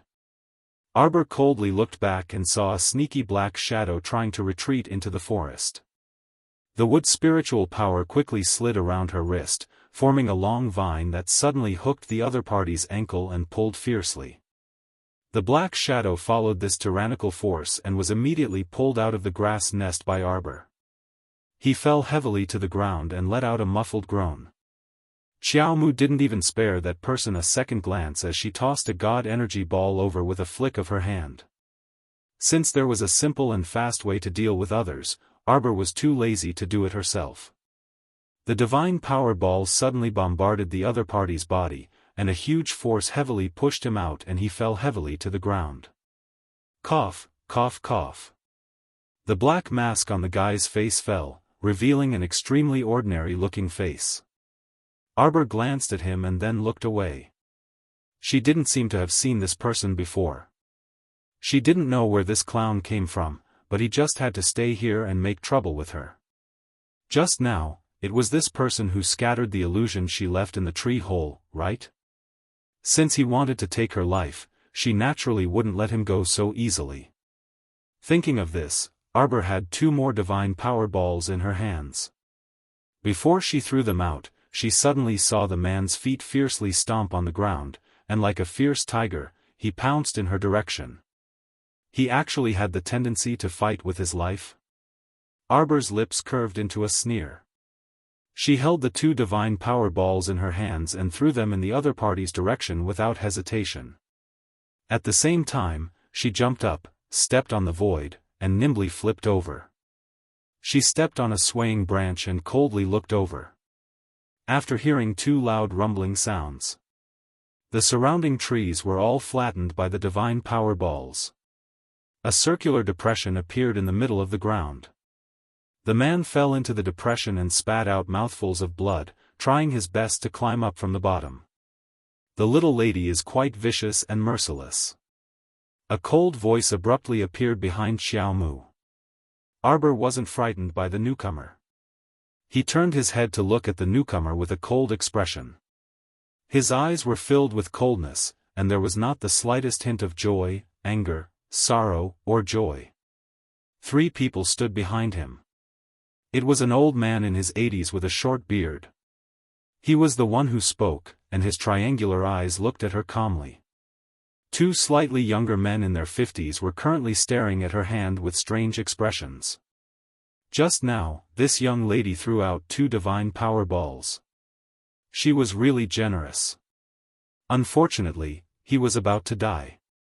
Do you have any last words? An old man in his 50s asked coldly with his hands behind his back. The Black Shadow Man, who had finally crawled out of the pit, raised his head at this time. His pair of narrowed eyes revealed a little bit of hatred. Why are you still talking nonsense with her? Hurry up and kill this woman. This young lady was very strange. According to his understanding of this young lady, he guessed that she might have more than 2 or 3 divine power balls in her hands. He waited with great difficulty until this young lady was alone and released a signal to them. He didn't want to mess things up again. Who are you people? Arbor curiously glanced at the 3 old men. These 3 old men didn't look young. Chapter 38-41. She opened her divine eye and scanned the area, but did not see anything strange in the heads of these 3 old men. If it was not Tianyun's men, then who could it be? It was obvious that she didn't recognize the man lying in the pit. Naturally, she did not know when she had offended him. But it did not matter. Since they came looking for trouble, then she would take care of the trouble as well, and there would be no more trouble. Arbor's gaze turned cold. A pair of pitch-black eyes, containing a cold light of nirvana, locked onto the black figure in the pit. Looks like you all want to die. Her figure moved, and in an instant, she pounced down from the treetops. Her slender figure turned in a circle in midair, and was suddenly blocked by the old man in his 50s. The old man held a hook in each hand, and fiercely hooked it towards her head. Clang! Arbor did not dodge at all, and directly let the hook fall on her defensive barrier. The old man's fingers trembled slightly from the rebound force of the barrier. His eyes instantly narrowed, and a glimmer of light flashed through his eyes. He shouted, "Damn girl, you came at the right time." His hands clasped together, and with one free hand, he clapped his palms towards her chest. At the same time, the other 2 old men did not stay idle. At this time, their figures also moved, and like a gust of wind sweeping away fallen leaves, one of them kicked towards Arbor's calf. That kick was swift and fierce, as if it was going to break Arbor's calf. The other person silently flashed behind Arbor, and summoned a black broadsword from his consciousness. Aiming at the back of Arbor's head, he chopped it down. A 3-sided attack, each move wanting to take her life. In the blink of an eye, Arbor's figure was surrounded from 3 sides, and disappeared. When she reappeared, she had already retreated 10 meters away, and came to the side of the black figure who had crawled out of the pit. Boom! The 3 pincer attacks simultaneously fell on the place where Arbor had left, and the surrounding soil was instantly blasted into a scorched wasteland. The old man's pupils constricted.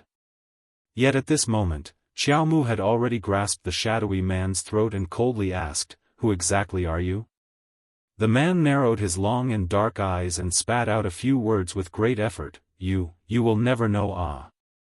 A terrifying divine sense suddenly pierced into the depths of his consciousness. The Black Shadow Man felt a dull pain in his head and immediately wanted to cry out. However, Arbor did not give him much room to fight back. Ever since she advanced to the deity realm, she could already search souls on her own. She was too lazy to talk nonsense with the person in front of her. She searched for useful information on her own. Only then did she realize that the man in front of her was someone she knew. She had never met him before, but she had definitely heard of his name. In the Aurora Sandland, Miss Jing Minyao of the Pangu clan had sent this man to the Yu family of the Shuntian prefecture to collude with Yu Batian and assassinate her in the underground arena of Qianluo. Yu Hui, whom Arbor had met in Qianluo's underground fighting arena, was actually guided by this person. This person's name was Brother Go, and she was also familiar with it. He was a good dog by Jing Minyao's side. She did not expect that Brother Go would still want to seek revenge after Jing Minyao had been dead for so long. He even chose such a time when she was alone. As for the three old men, to put it bluntly, Brother Go had issued a kill order in the black market and summoned 3 killers. Brother Go's reward was 1/10 of the underground treasures of the Pangu clan.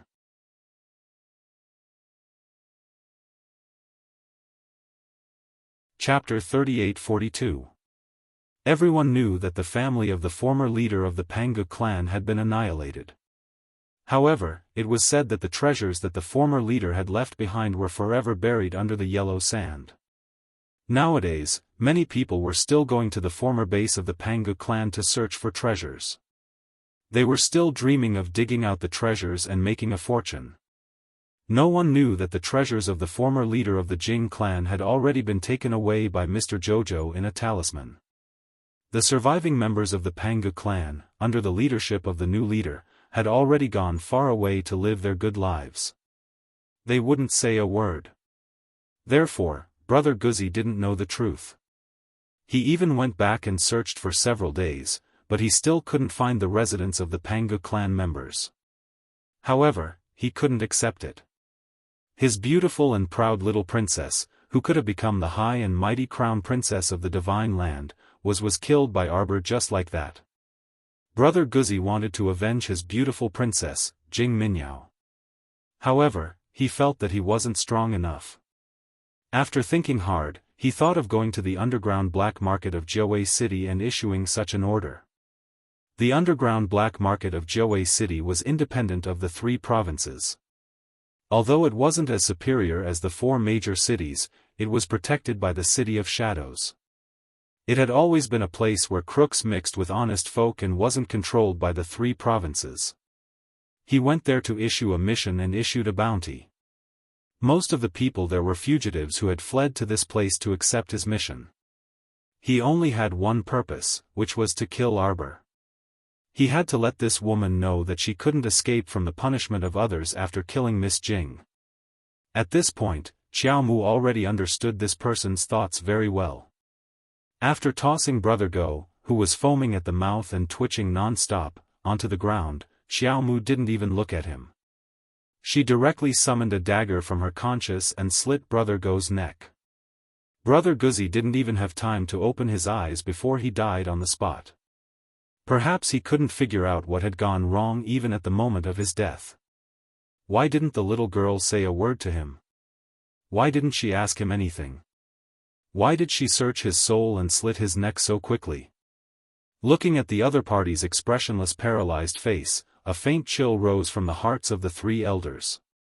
The little girl was too cold. Now that the person who issued the mission was dead, did that mean that the mission was already over? If they wanted to continue, even if they completed the mission, no one would be able to lead them to the treasure trove. Damn it! When the 3 old men thought of this, they all sighed in their hearts, and their hearts were filled with grief. How could such a fat piece of meat fly away just like that? The old man said with a sullen face, "The grudge has already been formed. Even if we let this girl go today, she won't let us go. With this young lady's ruthlessness and vengeance, not only would she not let them off, she would definitely beat them to death, right?" This girl definitely has more than one god power ball on her. Lock her down. The old man in his 80s shouted. The three of them attacked at the same time, using their divine senses of varying heights to lock onto Arbor in a small area. Even if Arbor wanted to use the teleportation talisman now, it would be useless. After all, her consciousness was locked down. Even if she moved, they would immediately find her through the trajectory of her movements. Among the three old men, 2 of them were level 10 Divine Realm cultivators.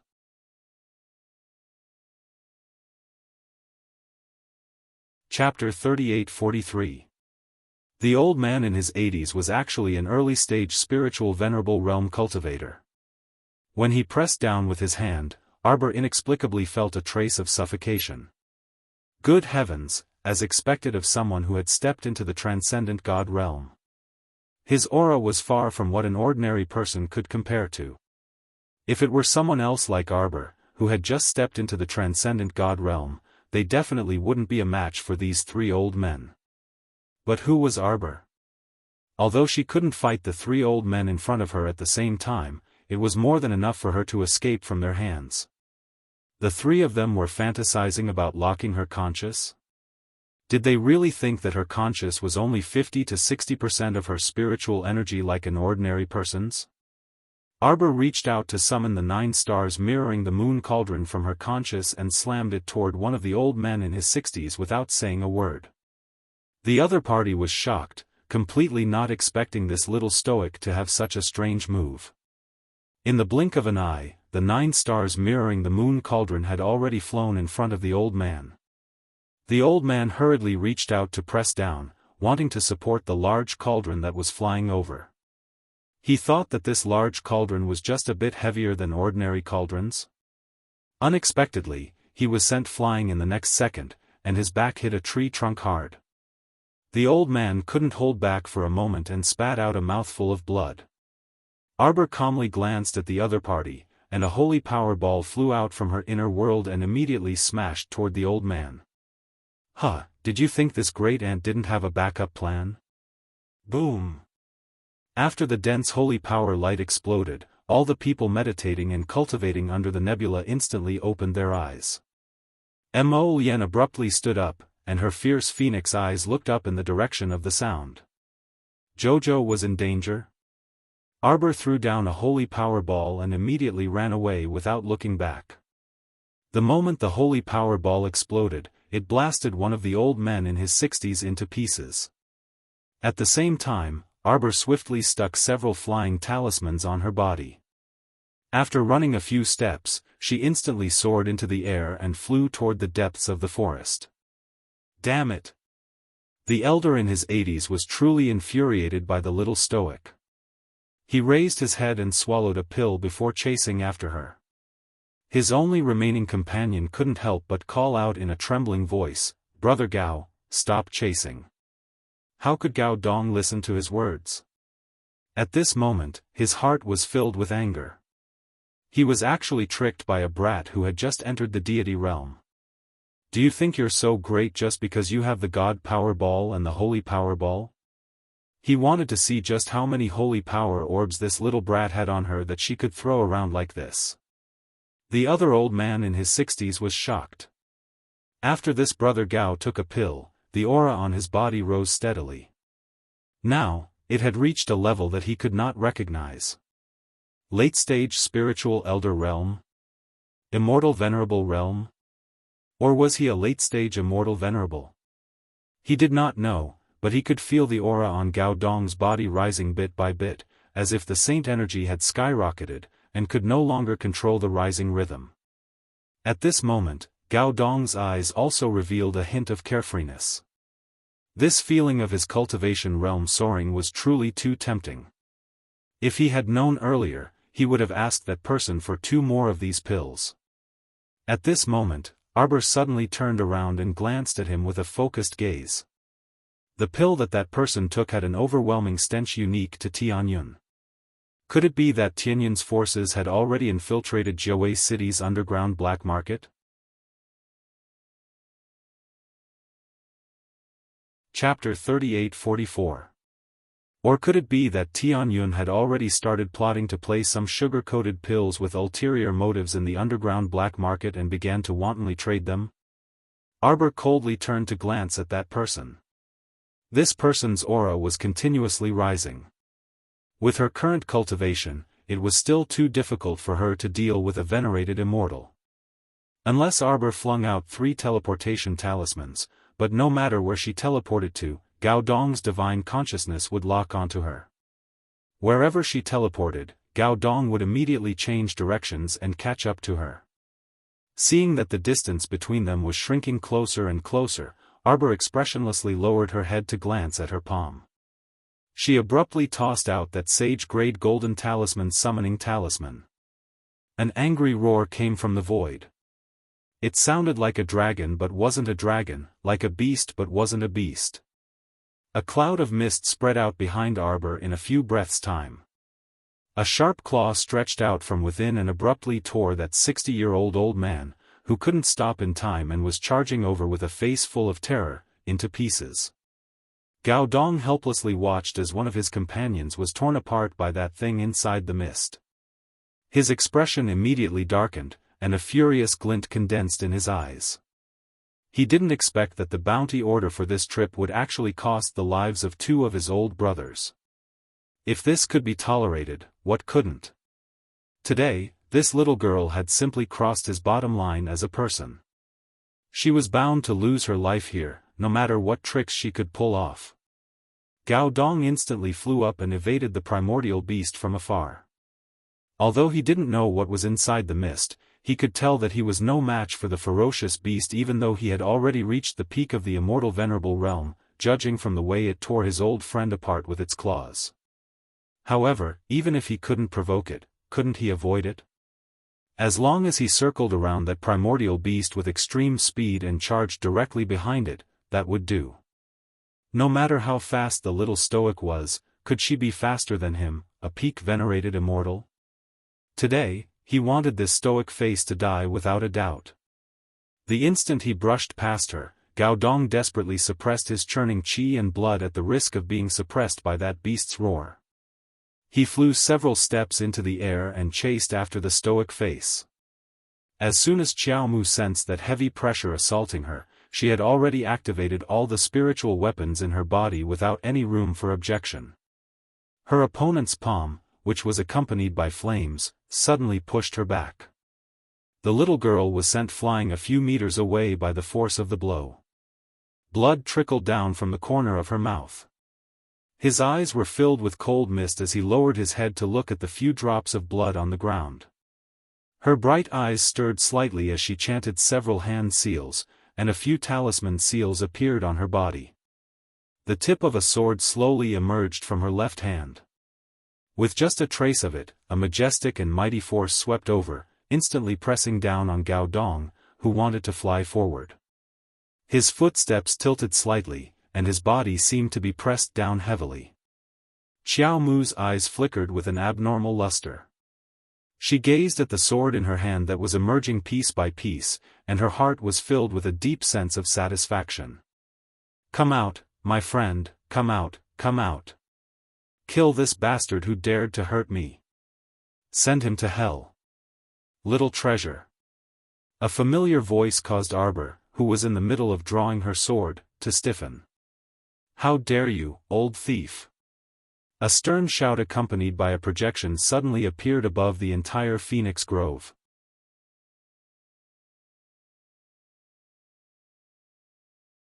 Chapter 38-45.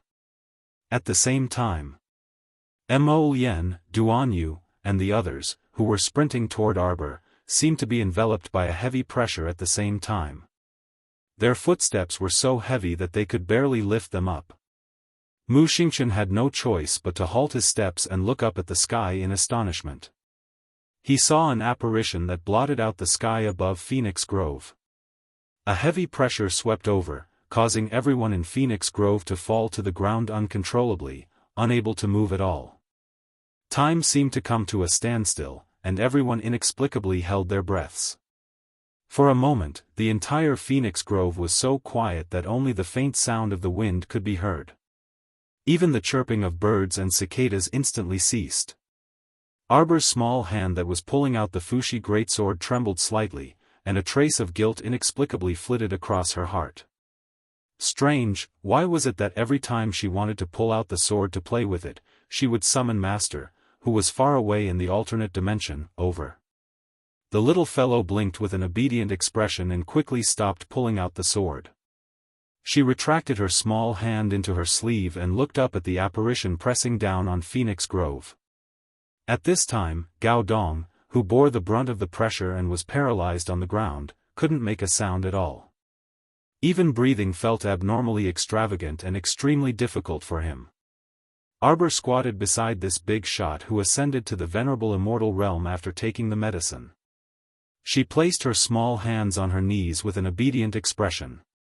Xian Huang's apparition descended from the sky and was enveloped by a layer of faint black mist, but that graceful figure and extremely beautiful appearance could still be clearly distinguished. Our dear Xiao Mu was very obedient. She had an instinctive premonition that if she didn't behave obediently in front of Master, she might be out of luck later. Xian Huang curled her lips, and the indistinct black figure appeared in front of the little girl. She raised her hand and patted her head. Xiao Bao, don't you remember what I told you? Master said before your soul reintegrates, you must remember not to use this Fushi greatsword. The little crown princess nodded her small head repeatedly.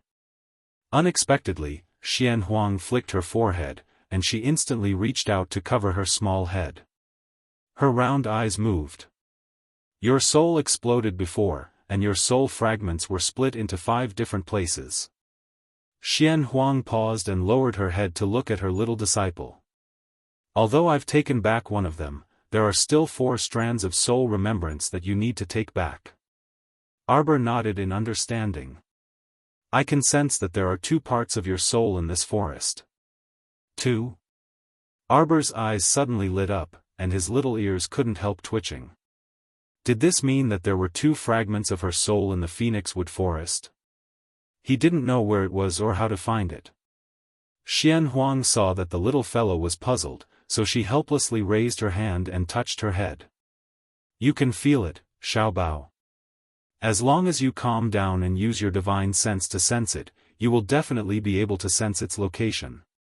This child probably had a knot in his heart about his own soul explosion, so he had never truly felt the places where her soul had fallen. Perhaps she still subconsciously felt repulsed by those soul wills. Otherwise, if she approached the vicinity of the soul wills, she should have immediately felt it. Arbor obediently replied with an "oh." Clearly, her master had long been used to her way of killing a conversation with just 3 sentences.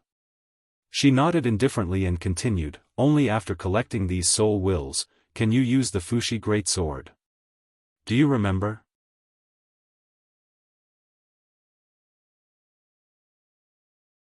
Chapter 38-46.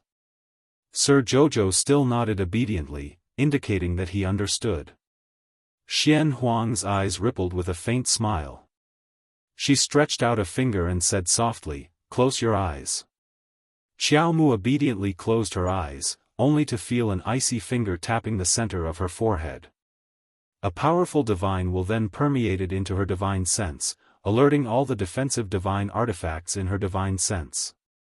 The golden talisman jade tome made a long buzzing sound, but it was quickly suppressed by the strong divine thought. Little treasure, this is the essence of the spacetime profound that your martial uncle and I have studied for many years.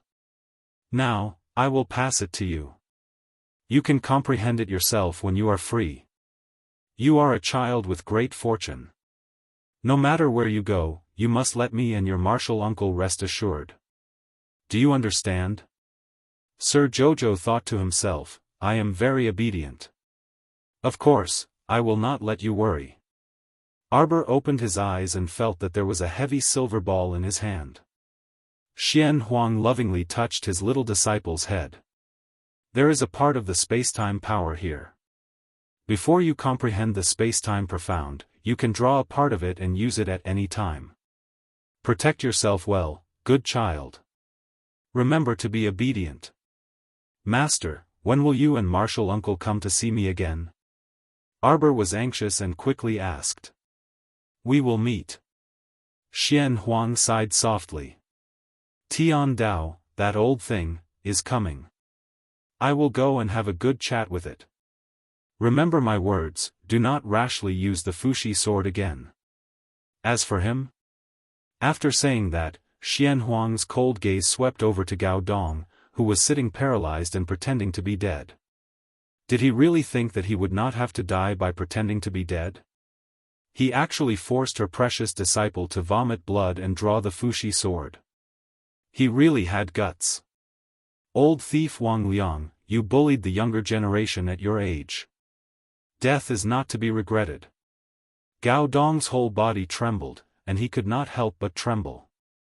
He fiercely shrank his body and shouted, Say Senior, spare my life. Say Senior. Spare, a colorless space as thin as a cicada's wing suddenly wrapped around his body. An ice-cold chill inexplicably sprung up from the bottom of Gao Dong's feet, causing him to involuntarily shiver. Arbor turned his head and saw that his master's phantom in the void had already retreated, and the entire Phoenix Grove had returned to its original tranquility. She pouted and felt a little melancholy in her heart. The chirping of birds rang out once again. It was as if the entire world had suddenly come alive. Mo Lien, Duan Yu, and the others hurried to Qiao Mu's side as fast as they could, and they just so happened to see Gao Dong, who was trapped inside a square transparent barrier. His entire body was stiff and upright, and his expression was warped. He was soundlessly crushed into pieces by a strange energy fluctuation, dissipating before them with a bang. Everyone's expression changed. Mata opened his mouth, but he couldn't make a sound. The scene just now was simply too shocking. What kind of power is this? Eldest young Sir Qin also sucked in a cold breath, and his gaze flickered as he looked at Arbor, who was sitting at the side with an obedient expression. Why did he feel that this child was a little too obedient now? The little fellow was sitting right next to the dissipated Gao Dong with her hands on her knees, and her tiny body was ramrod straight. Her expressionless little face carried the sign of facial paralysis. If it were not for the fact that her gaze would occasionally glance at them, everyone would really think that this little thing had entered a meditative state to cultivate again.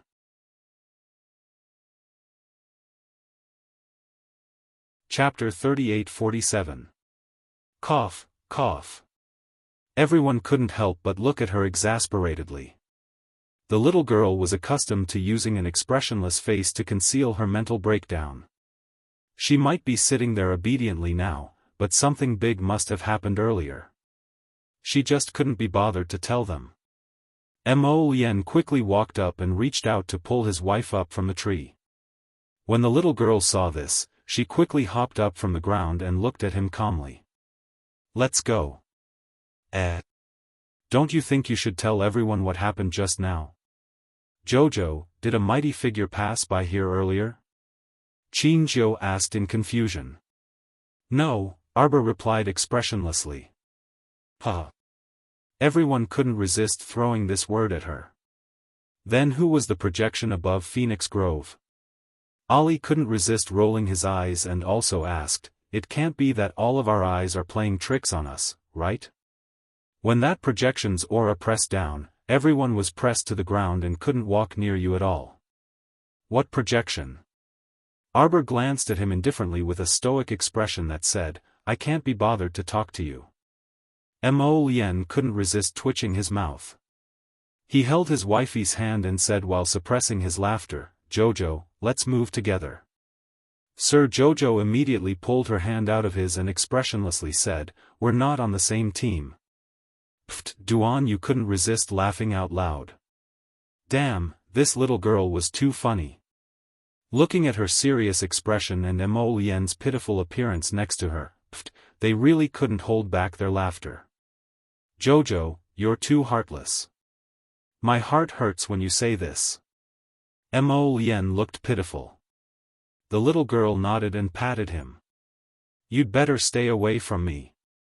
Don't think that you can snatch my identity tablet and ruby just because I'm alone now. If I don't recognize my family, I won't even recognize myself. Everyone, Mu Xingchen was speechless. We won't steal your identity card. Don't worry. We don't want to continue suffering in the future. When they were training in the Phoenix Forest, they were courting death and snatched your things. How are they going to live in the future? It's not like I won't be able to live a good life after I leave, ah pooey. Arbor looked at them expressionlessly. As long as you understand. She waved her hand and was about to bid farewell to everyone. She still had to enter the forest to continue looking for her companions, Duan Wuqing and the others. I don't have time to waste with these people. Mo Lien tugged at her sleeve and looked at her pitifully. Jojo, you said earlier that you would meet up with us after luring the 5 spirits away. Arbor couldn't wait to jump into the pit. Yes, she had just said that it was an instinctive reaction, wasn't it? When she saw Mo Lien and Duan Yu, she instinctively wanted to leave with them. Now that she had sobered up and thought about it, bah, I'm not in the same team as them. Why should I leave? Of course I won't leave with them. Be careful. Arbor waved her small fists and glared menacingly at eldest young Sir Qin's group, whose mouths were twitching. Afterwards, she turned around and broke into a run towards another part of the forest, truly parting ways with Mo Lien and the rest.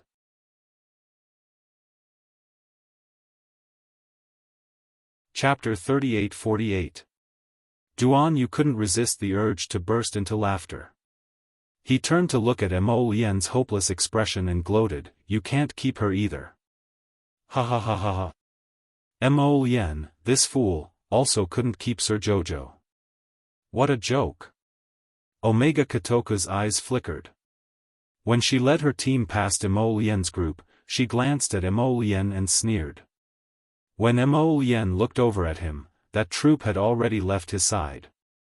He was so angry that his teeth hurt and his heart stifled.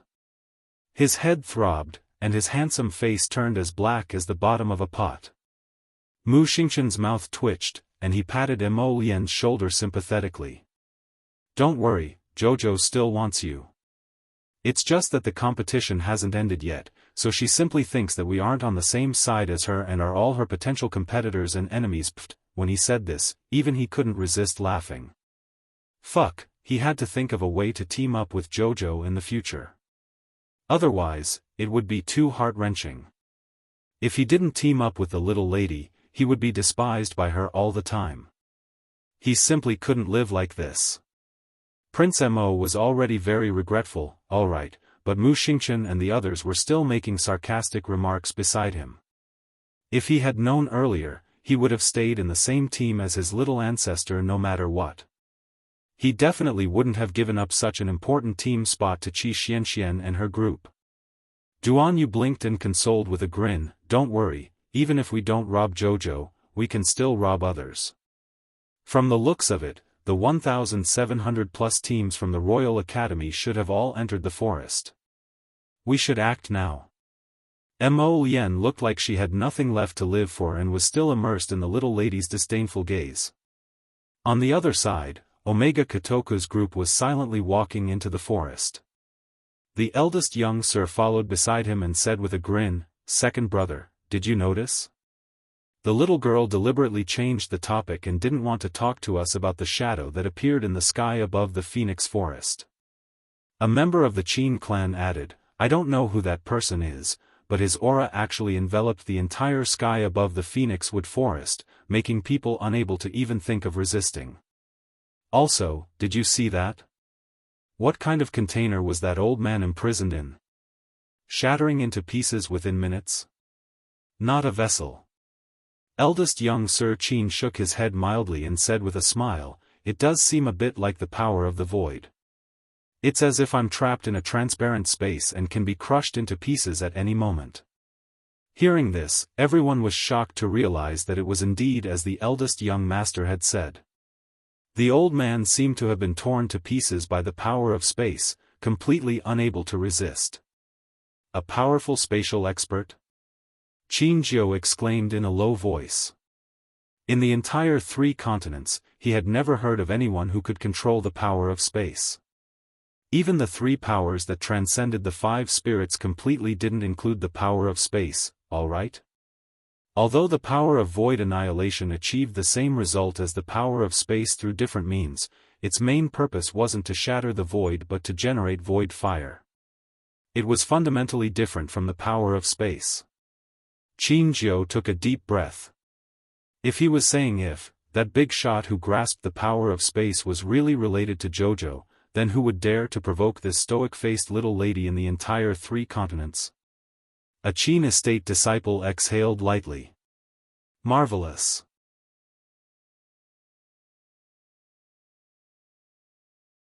Chapter 38-49. Moreover, Lady Jojo abandoned Mo Lien, Duan Yu, and the others and rushed into Phoenix Forest alone to search for Duan Muqing, Qi Xianxian, and the others. The more she thought about it, the guiltier she felt. Lady Jojo abandoned hubby just like that. Would hubby cry? But Darling's heart was bitter, so she could only hold it in. Mo Lien and the others must have recording talisman matrices around them right now. If she was in the same team as them, according to the mentor's troublesome nature, they would definitely accuse her of cheating at the last minute. How could that do? She was someone who even had the heart of a 10,000-year-old phoenix tree, so she couldn't casually cause any trouble. What was a phoenix flower worth? She even brought the 10,000-year-old phoenix tree back home, so she could have as many flowers as she wanted in the future. When she thought of this, Lady Jojo's mood improved, so she took out the extremely thick silver ball that Master left for her and studied it. She held it in her hand and immersed her divine perception inside. She saw a vast ocean with 2 streaks of power that resembled the Milky Way slowly rippling inside this small silver ball like ribbons. Arbor's eyes lit up when she absorbed one of the streaks of power. She suddenly disappeared from where she stood, and when she reappeared, she was already in the center of the forest 1.5 kilometers away. This was the space-time power that Master left behind? She said that it was a power that she could use before she comprehended the profundity of space-time. She absorbed less than 1/10,000th of the space-time power that resembled the Milky Way just now. She felt that she could use it continuously for about 6 hours if she stored it in her body. The little fellow's eyes were sparkling, and she also absorbed a small bit of the power of time to test it out. As she waved her small hand, the fluttering leaves in the surroundings suddenly stopped moving. Time froze. Although it only froze for a few seconds before the leaves started falling again, if this happened during a battle, it would suddenly stop moving for several seconds. Huh. Lady Jojo was a bit happy. She then used the power of space that existed in her body to continuously move around Phoenix Forest. Occasionally, she would appear beside a Royal Academy team, and before they could react, she would immediately beat them up with her small fists and snatch their rubies before scampering away. Fuck, everyone was about to explode, alright? Where did this guy come from? Why did he suddenly appear beside you and attack you without saying anything? The funniest thing was that there was an unlucky team that was robbed twice by Sir Jojo. When Sir Jojo appeared beside them for the 3rd time, the captain hurriedly waved his hand and said, Don't fight. You already beat us up half an hour ago. We'll leave the rubies to you. Crown Princess, do you want an identity card? Hand it over, we'll hand over everything. Arbor, why didn't they say so earlier? He made her waste her time. Who wants your identity cards? She just wants to collect points. With a flash of light, the little fellow quickly moved away from them. The unlucky team members all heaved a sigh of relief and sat down on the ground. Anyone who was robbed 3 times in a row would feel hopeless, okay? Hand over the ruby. A group of 7 ran down from a small alley and surrounded them with swords and sabers in their hands. The captain really wanted to cry. What kind of bad luck did their team have? They had an unreliable alchemist and until now, he still hadn't been able to break the seal on them.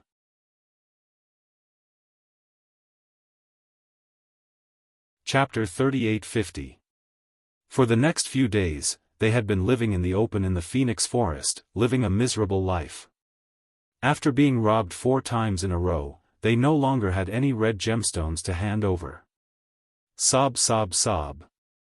He felt that his team was probably the most pitiful among all the teams in the royal school. One of the female students in the team cried out, "Just now, the crown princess robbed us 3 times and we've already handed over all our red gemstones. We don't have any red gemstones left, take your identity badges." Following that, a "dang dang" sound was heard as the female student threw her identity badges onto the ground. With a hopeless expression, she said, "Let's go back to the school, leader." Sob, sob, sob. It was too torturous. If this carried on, she was going to go crazy. Life without a cultivation base was really hard. She didn't want to be an ordinary person. The life of an ordinary person was really too hard. Little Fatty looked at them with a dumbfounded expression. Chi Xuanxuan's eyes lit up and asked anxiously, "The crown princess? You guys really saw the crown princess? When, where is she now? Don't listen to their nonsense." Duan Mu Qing said coldly, "Even if the crown princess was here to rob, there's no reason for her to rob them 3 times. The crown princess wasn't stupid. Robbing them once and taking away the red gemstones was enough. Robbing them 3 times in a row, what the hell was that?" Leader said with a hopeless expression, "You guys don't have to believe it. The crown princess did rob us 3 times.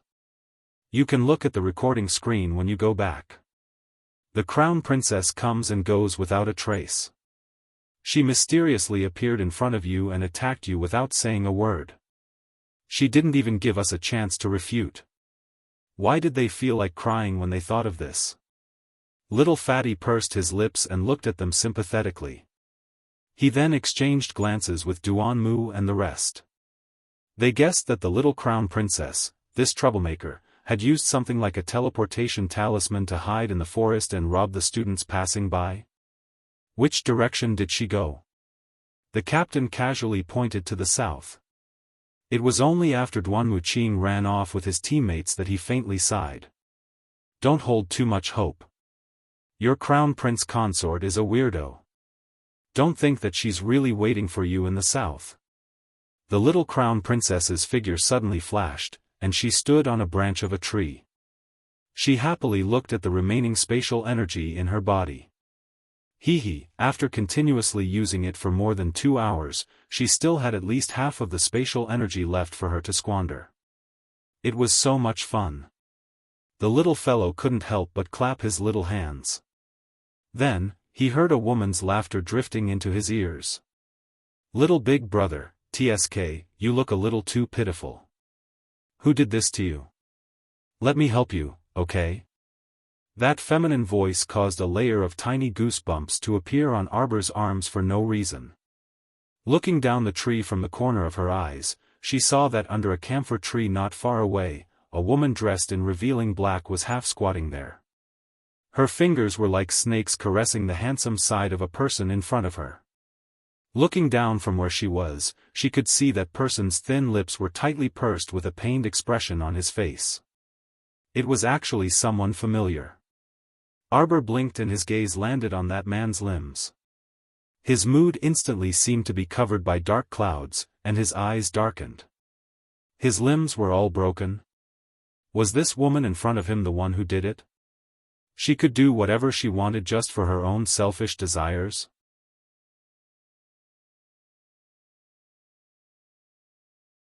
Chapter 38:51.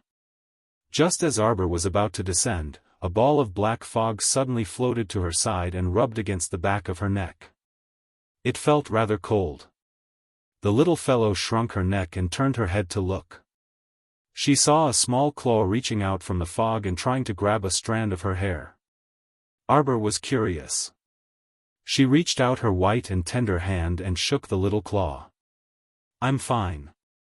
She raised her hand and touched the ball of black fog.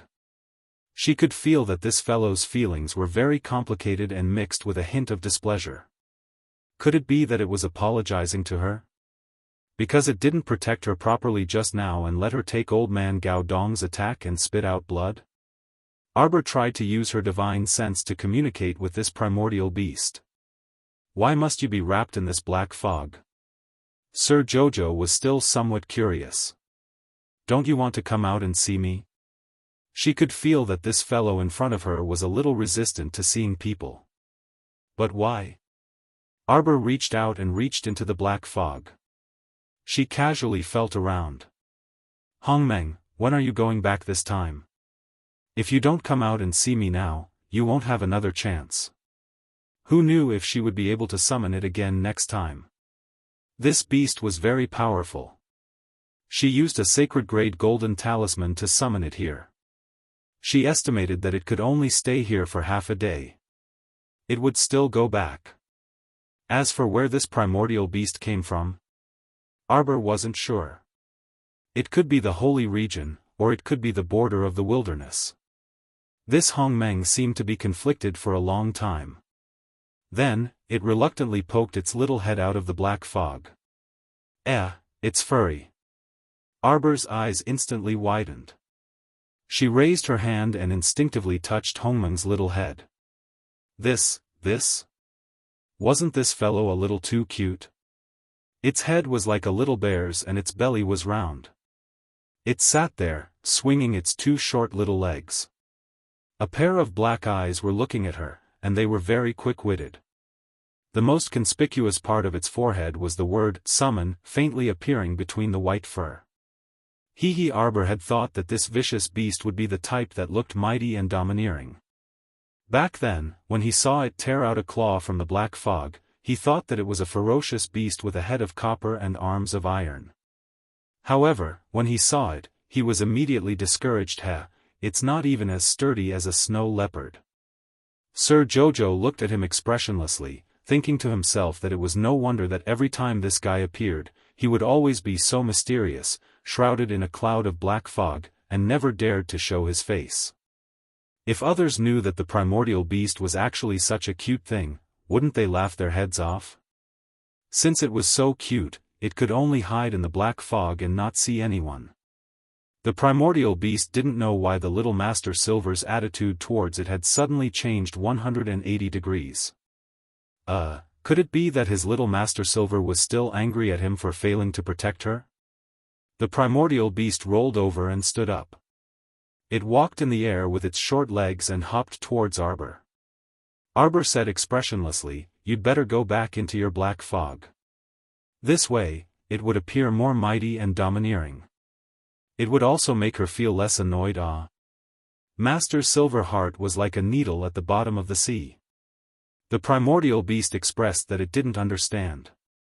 If Chiochio, Little Water, and Little Earth were here, they would definitely mock this fellow and solemnly warn it, "Master doesn't like cute things."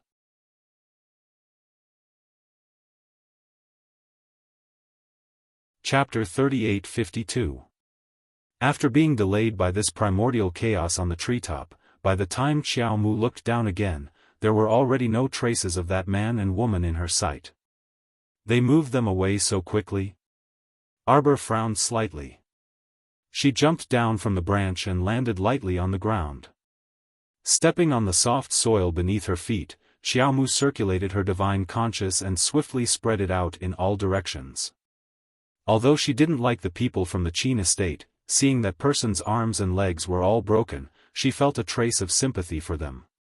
Thus, she decided to lend him a hand. To the current Arbor, helping people was really just a matter of lifting a finger. Her divine sense was extremely powerful. It didn't take long for her to discover the figures of that woman and the zither cultivator in front of a small cave 100 meters to the west. He sure ran fast. Xiao Mu narrowed her indifferent eyes and disappeared from her spot in a flash. After more than 2 hours of experimentation, Arbor was now able to control the power of space in her body and accurately arrive at her destination within 5 kilometers. Thus, Arbor arrived in front of the cave in a mere breath's time. The sound of thunder echoed in her ears. Arbor expressionlessly raised her head to look at the dark sky. She saw dark clouds looming over her and thunder rumbling. It looked like a thunderstorm was about to descend. Seeing that this was a very normal natural occurrence, Arbor lowered her head and took out an oil paper umbrella from her inner world. As soon as she opened the umbrella cover, the torrential rain fell as scheduled. It's really heavy, Arbor thought to herself. On such a stormy night, who would have thought that the lofty fifth young master of the Cheen estate would actually be suffering such torment in such a simple and crude cave?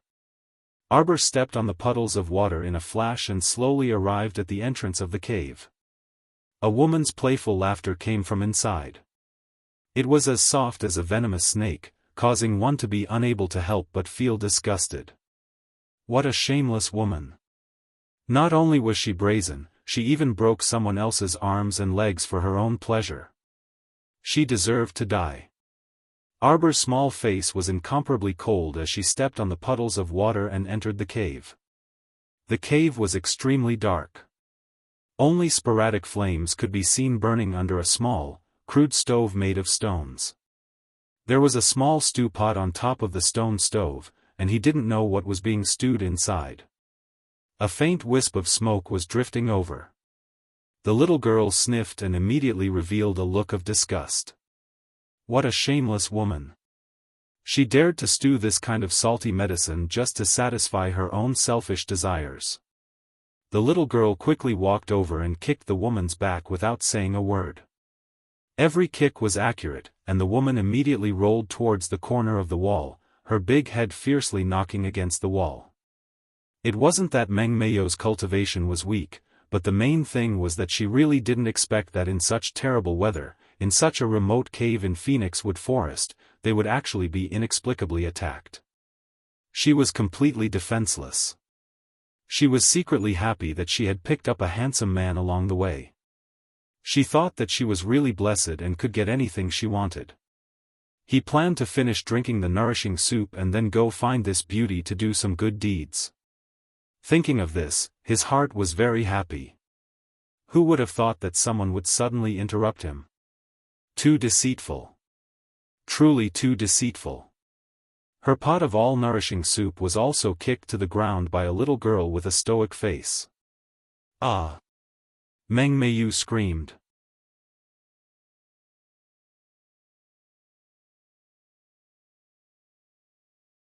Chapter 38:53. She abruptly turned around and glared unwaveringly at the stoic-faced girl with a pair of gloomy eyes. She harshly rebuked, "Where did this damn girl come from? You actually dared to spoil the all-nourishment soup that I painstakingly refined with great difficulty?" She was simply audacious to the extreme. Meng Meiyou was about to explode from anger at Arbor. Especially when she saw the other party's tranquil little face, she couldn't help but ridicule her from the bottom of her heart. Which family did this girl come from? She dared to barge in so boldly and interrupt her fun, yet she didn't show the slightest bit of guilt. This vice cult master Meng glared at Arbor in a bad mood and asked coldly, "Who are you?" "You? You don't deserve to know my name." Arbor took a step forward and flung out a vine whip without a second word. The vine whip scuttled out with a whoosh and whipped at Meng Meiyou's wrist with lightning speed, tightly binding her left wrist. Meng Meiyou was incessantly enraged. She lightly shook her wrist and made a wriggling snake pose. She coldly glared at the little stoic in front of her and said gloomily, "Don't blame me for being merciless since you're courting death." This was truly a case of refusing to take the path to heaven and barging into the doorless hell. She didn't even go out and ask around. Was she, Meng Meiyou, someone who would suffer losses? Who in the entire demonic cult dared to provoke Vice Cult Master Meng? Who didn't know that Vice Cult Master Meng's reputation was widespread? This little girl who only had a faintly discernible wisp of spiritual energy fluctuation all over her body? She dared to meddle in Vice Cult Master Meng's business? Ha ha ha, this was truly hilarious. Arbor narrowed his eyes and coldly gazed at this girl whose wrist was shaking like a snake. Suddenly, he heard a shrill hiss from that girl's mouth, and a poisonous glint shot out of her eyes. Her originally normal hand extended several dozen meters forward like a withered branch. She didn't pause at all and directly reached in front of Arbor. Just as that withered branch-like hand was about to grip Arbor's neck, a cold glint of light flashed across his eyes. Meng Meiyu suddenly let out a startled hiss. Half of the withered branch on her left arm was chopped off by Arbor's startled swan dagger. Yes, cut, cut, cut. Meng Meiyu's branch-like arm retracted and returned to its original state. The broken branch that had fallen to the ground also reverted back to the shape of a finger. Bastard! Meng Meiyu covered her crippled hand and glared at Arbor. Something seemed to be surging out from the depths of her eyes. Heh! Sir Jojo glanced at her. It's fused with the snake wood. As a demonic body master, Vice Sect Master Meng was also a rank 13 Fire Great Spirit Master. Logically speaking, his strength should be quite good. However, this was only true for other people. Against Charles, he really had no chance of winning.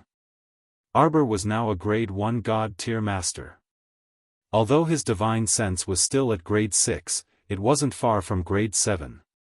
As for the Divine Ruins realm, it had yet to open. The main reason was that the star field was still evolving.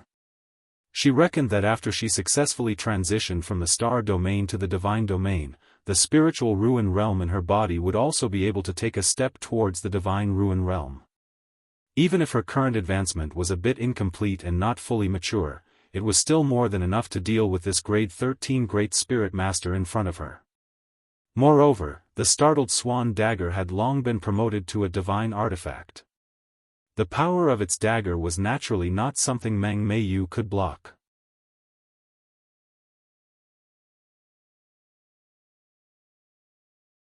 Chapter 38-54. Arbor was too lazy to talk to this woman. How could she be happy to talk to such a shameless woman? In order to make the man listen to her and enjoy a moment of pleasure, she actually crippled his arms and legs? What kind of operation was this? Was this something a human could do? Obviously not. So seeing Arbor take 2 steps forward, Meng Meiyu's expression changed instantly. She subconsciously stepped back and looked at her with vigilance. What are you trying to do? I'm warning you, don't come any closer. Meng Meiyu screamed. She covered her injured finger and took a few steps back.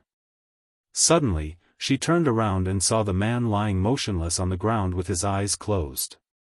Meng Meiyu suddenly shouted at Arbor. Don't you want this man? Fine. I'll give him to you. Miss, we've only met by chance. We'll mind our own business. You don't have to fight with me over a man. Arbor looked at her expressionlessly. Do you think everyone is as dirty as you? She still wanted this man. Tui. What did she want him for? Wasting food is a waste of energy. She was just touched. As for the rest, Sir Jojo felt that this woman in front of him was thinking too much. Meng Meiyu saw Arbor approaching her and quickly turned around. She wanted to reach out and grab the man's neck. She wanted to hold him in her hand and use him to threaten Arbor. However, before her fingers could touch the man's neck, she was swept away by a strong force. Meng Meiyu hit the stone wall heavily. She spat out a mouthful of blood and rolled on the ground. She frowned in horror and shrank back inch by inch like a worm. When you broke his arms and legs, you didn't think you would end up like this, did you? Arbor said coldly. Meng Meiyu hurriedly refuted. No, it's not like that. I was separated from my companions and accidentally found this little brother in the forest. I found him and he was already like this. Meng Meiyu hurriedly explained. And if I hadn't appeared in time and killed the 2 wild wolves in front of him, he would have been eaten up by the wolves. Arbor was stunned. He recalled the startled swan dagger that was suspended in the air and sized up the woman. Although she was dressed impudently, there was a hint of wickedness in her eyes. However, his expression when he spoke was extremely serious, and it didn't seem like he was lying. Oh.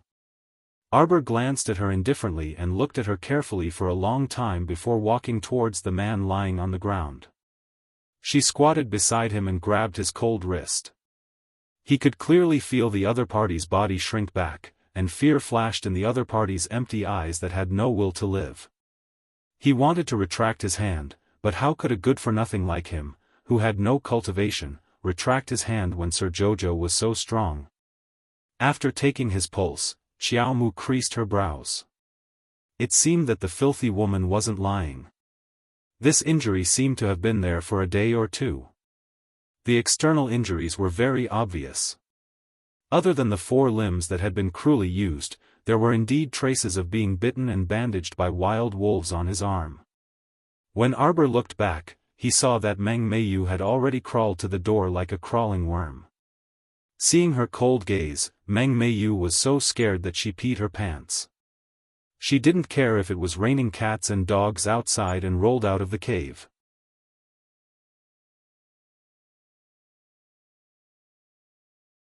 Chapter 38-55. She even let out a series of screams. "Miss, I'll scram right now, scram. I don't dare to disturb you anymore." She forgot to say the last, probably because there was a steep slope near the cave, and she rolled all the way out of the door. Arbor glanced back coldly, intent on giving her a hard time. He kicked up that half-pot of all-aspect nourishment soup on the ground and directly kicked it over that fellow's head.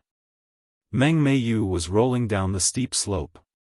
Now that the pot of soup covered her head, the rainwater mixed with the medicinal liquid splashed down, wetting her eyes, nose, and mouth.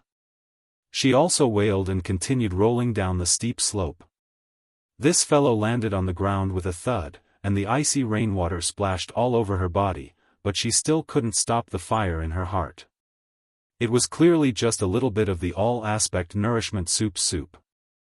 How could it be so unbearable? This medicine had been improved by someone?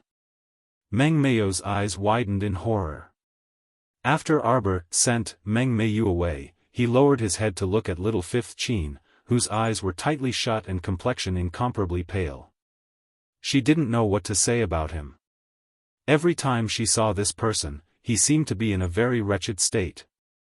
She remembered that when the countdown was 100 hours, she had even run into his team. At that time, he was beside the other 2 Qin family members, and he still looked fine.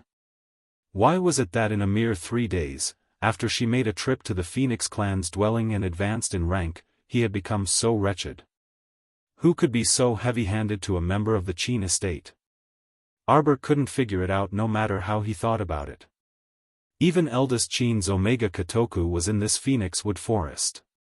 If they dared to attack 5th Qin like this, weren't they afraid of being killed by eldest Qin's Omega Kotoku?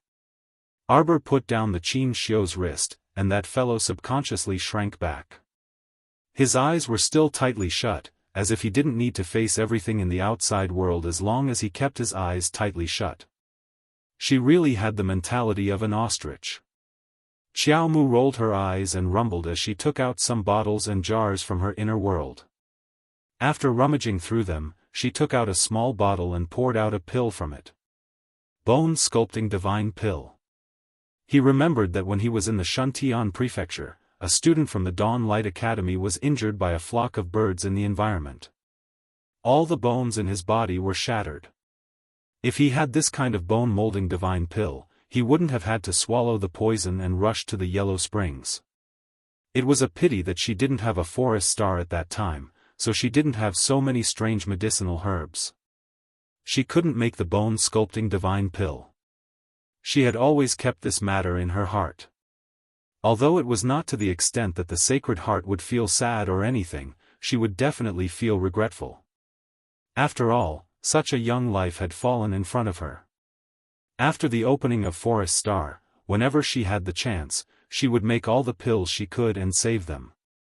She was just like that. She could be indifferent and ignore the laws, but there were always some things that she was willing to try to do, and she didn't need anything in return. The zither cultivator's injury was much lighter than that of the student from the Chengwang Academy. Therefore, as long as he consumed the bone-molding divine pill, he should be able to recover in no time. It could even be said that using the bone-molding divine pill on the current Qin Xiao was really a bit like using a sledgehammer to crack a nut. Arbor saw that this fellow was still like an ostrich with his eyes shut, looking like he didn't want to hear or see anything outside. She rolled her eyes and didn't waste any more words with him. She directly pried open his tightly pursed lips and violently slapped that bone-molding divine pill into his mouth.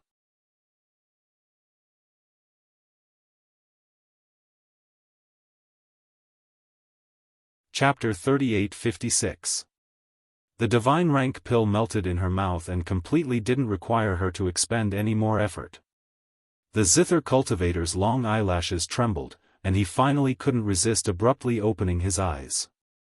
In the depths of that pair of pitch-black eyes that resembled stars, 2 weak pools of water rippled faintly. He was extremely similar to a startled wolf cub, and his eyes carried a trace of bewilderment, unease, and indescribable fear. Arbor chuckled, but her expression didn't change at all. It was as if that chuckle came from someone else's mouth. The zither cultivator had actually recognized Arbor's voice long ago. After all, this little stoic's chilly yet somewhat adorable voice was truly too easy to recognize. He didn't know what to say, so he looked at her blankly for a moment after opening his eyes. If you counted that time at the Weishi Corridor workshop when she treated the 8 types of medicinal powders in his body, then this was the 3rd time she had saved his life. This was already the 3rd time she had saved him. Speaking of which, the two of them really had an ill-fated relationship that couldn't be cut off. Bone-molding divine pills cost 10 million spirit coins each. Remember to return them to me after you return. Arbor expressionlessly threw him this sentence before standing up and walking to the side. Ha! Money again. A trace of light finally returned to 5th young Master Qin's bewildered eyes. His mind finally cleared up a bit, and he turned his head to look in the little lady's direction. She would charge him a large sum of money every time she treated his illness. Since she loved money so much, then why did she have to restrain herself from accepting those precious gems, paintings, and various rare medicinal herbs he sent last time, ultimately letting him burn them to the ground? Seeing her calmly squatting on the side and fiddling with the stone stove that she had kicked over just now, the 5th young master couldn't help but open his mouth. His voice was so hoarse that even he himself was slightly surprised. You. Arbor took out her family's clean small soup pot from her inner world and stewed a small pot of mushroom stew for herself. She turned around to glance at that man and expressionlessly said, "If you want to eat, add another 100,000 spirit coins." 5th young Master Qin struggled to sit up. He fumbled around his waist and took out a spirit coin card, handing it over with an unsightly expression. Only after moving did he shockingly discover that he could actually move his limbs. What kind of miraculous pill did the little stoic feed him for the effects to be this fast? 5th young Master Qin was somewhat astonished, and he looked towards the stoic face. However, the little stoic wasn't surprised at all. With the injuries on his body, it was already very slow for him to be able to move. This meant that this guy's body was too weak. Last time, I said that I would give you the dragon tendon bone nourishing pill, but you didn't want it. If you had eaten the dragon tendon bone repairing pill, would you be so weak now?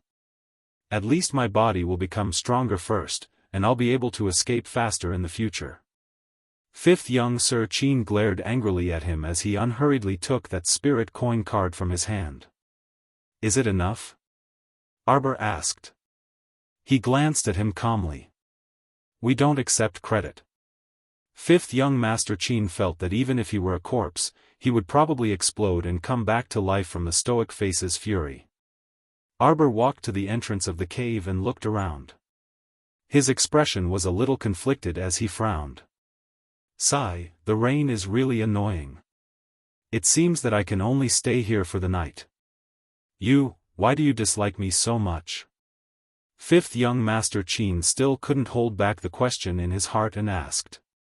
In the past, he thought that she looked down on people without any cultivation.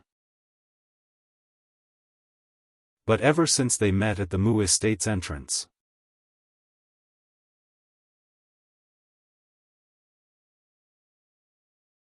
Chapter 38:57. The zither cultivator discovered from the bottom of his heart that this little stoic didn't even disdain those lowly beggars who didn't have any cultivation.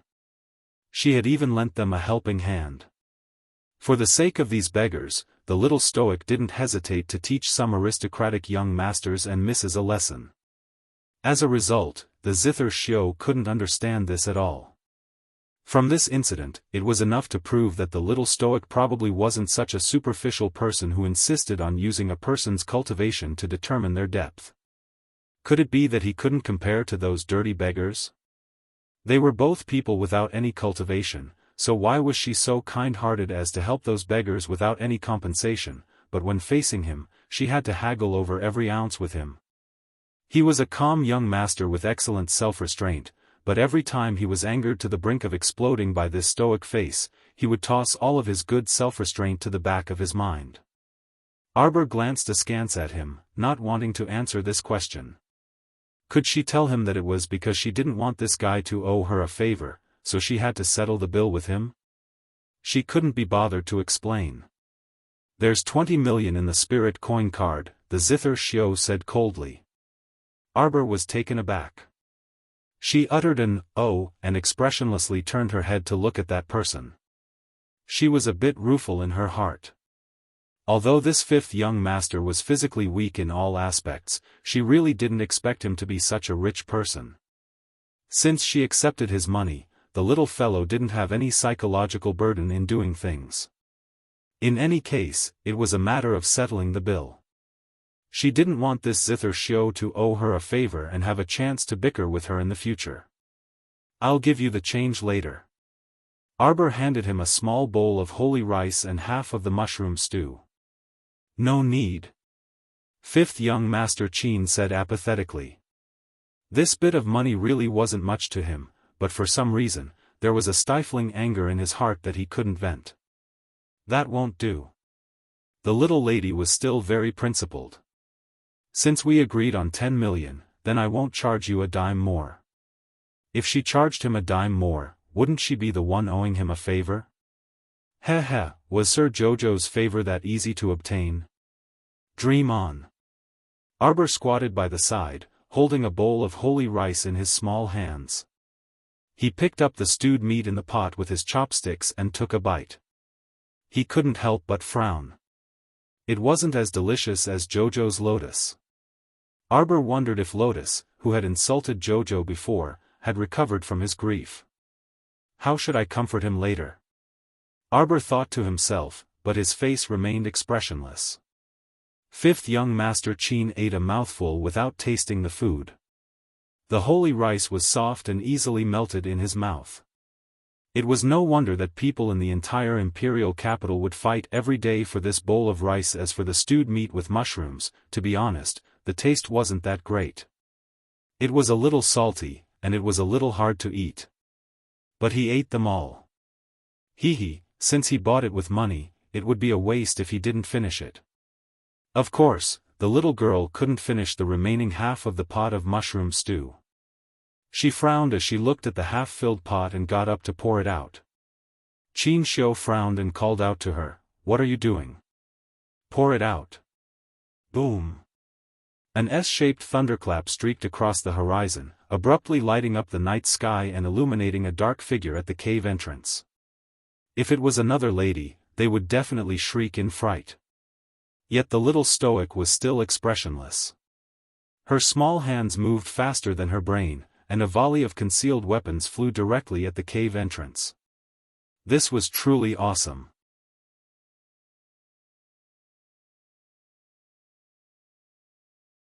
Chapter 38:58.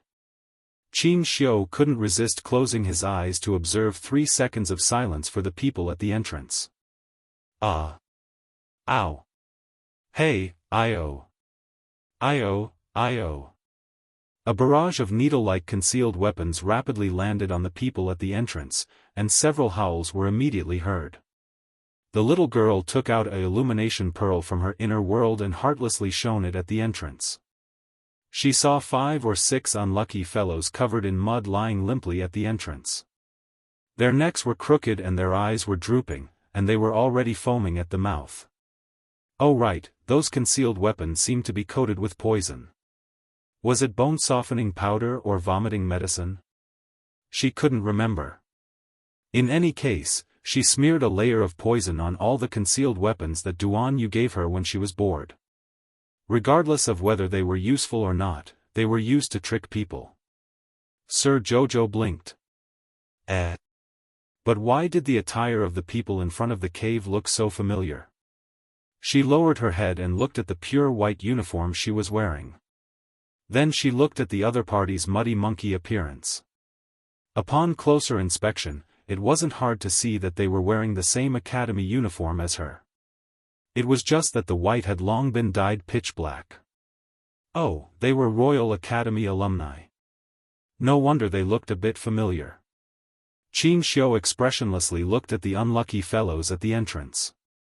He truly didn't want to sympathize with them. The main reason was that he was also very unlucky in his current position, so he didn't have the energy or strength to sympathize with others. Sir Jojo pattered to those people and expressionlessly said, "Hand over all the rubies you have." Qin Xiu. This guy actually had the personality of looting a burning house. He couldn't bear to look at it, all right? Those alumni looked so miserable and miserable right now. Couldn't the little fellow treat them a bit better? She opened her mouth to ask for points by robbing rubies. He inexplicably recalled that day in Wind Thunder City. This imp also insisted on bringing him back to the academy to exchange for points. He felt a bit irritated for no reason. The little fellow was holding an illuminating pearl in her hand. At this moment, the entire cave was illuminated by the pearl in her hand. Who couldn't see her paralyzed face clearly? Crown Prince Consort. The head of the students, who looked like a mud monkey, almost dropped his jaw to the ground.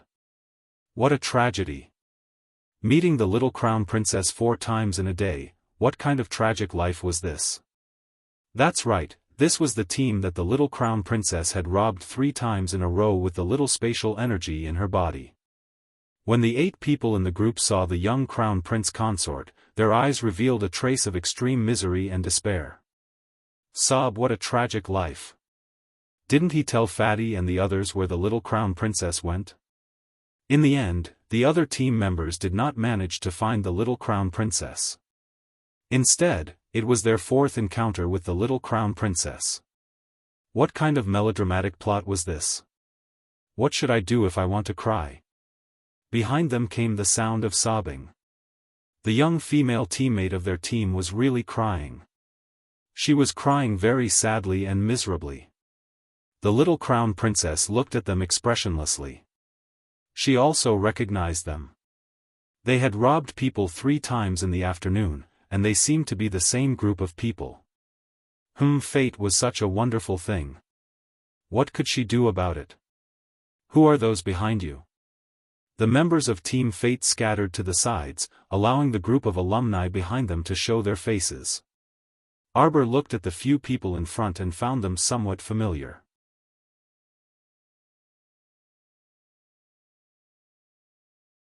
Chapter 38-59.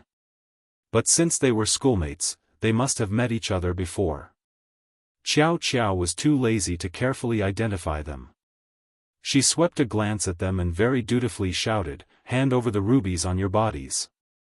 Everyone, if they were capable enough, they really wanted to beat this little crown princess to death. It was too infuriating.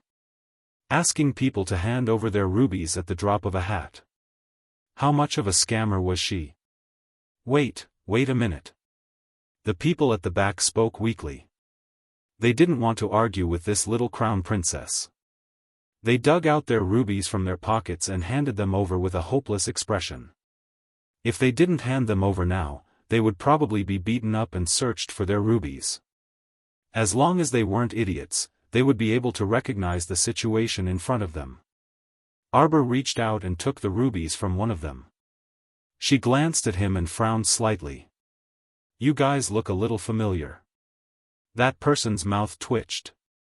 He said with a speechless expression, "Crown Princess, have you forgotten? We met on the bull's head. You even gave us a ride." "Oh, is that so?" She looked at the few mud monkeys again and vaguely recognized their faces. She nodded and said, "Oh." That person observed a moment of silence for himself and then said pitifully, "Crown Prince Consort, this one is Chiu Fu. These are Lu Pinwen, Han Jing, and Zhang Mingqiu. A few days ago, it was the four of us who rode in the Crown Princess carriage. We only parted ways when we reached the entrance of the Phoenix Woods." Arbor completely remembered now. Wasn't it just the Phoenix Woods? She wanted to cheat them of their rubies, but they were smart enough to stay outside the woods and not dare to enter. Huh, it's a small world. Look, it's raining heavily outside. You took our rubies. Can you let us in to take shelter from the rain now? Xiao Mu stepped to the side to make way, and that group of mud monkeys all ran inside noisily. The two teams had 15 people, and all of them looked miserable, as if they had been abused by Feng Mulan. What a bunch of unlucky kids. Looks like they haven't been able to recover their cultivation after all these days. Half of the test had already passed. Without cultivation, he couldn't open his inner world. All he did was wander aimlessly in the Phoenix Wood forest. From time to time, he would be chased and beaten by the beasts in the forest. His days should be quite difficult. Xiao Mu lowered her head to look at the small stew pot in her hand before pattering her way out of the cave. "Crown Princess, what are you doing?" A few pitiful cries rang in her ears. The little Crown Princess turned her head around with a stupefied expression, her gaze landing on the few of them. "Throw away the leftovers." As soon as she finished speaking, the 15 people from the two teams all stared at the small soup pot in her hand. Can it not fall? Can you leave it for us?" The little Crown Princess suddenly felt a little embarrassed being stared at by these people. Arbor stiffly held the pot of mushroom stew. She said expressionlessly, "It doesn't taste good." It's fine." Chiu Fu, Lu Pinwen, and the others walked up and stared at the soup pot in her hand. It was as if she were to throw the things in the pot out, it would be a very wasteful act.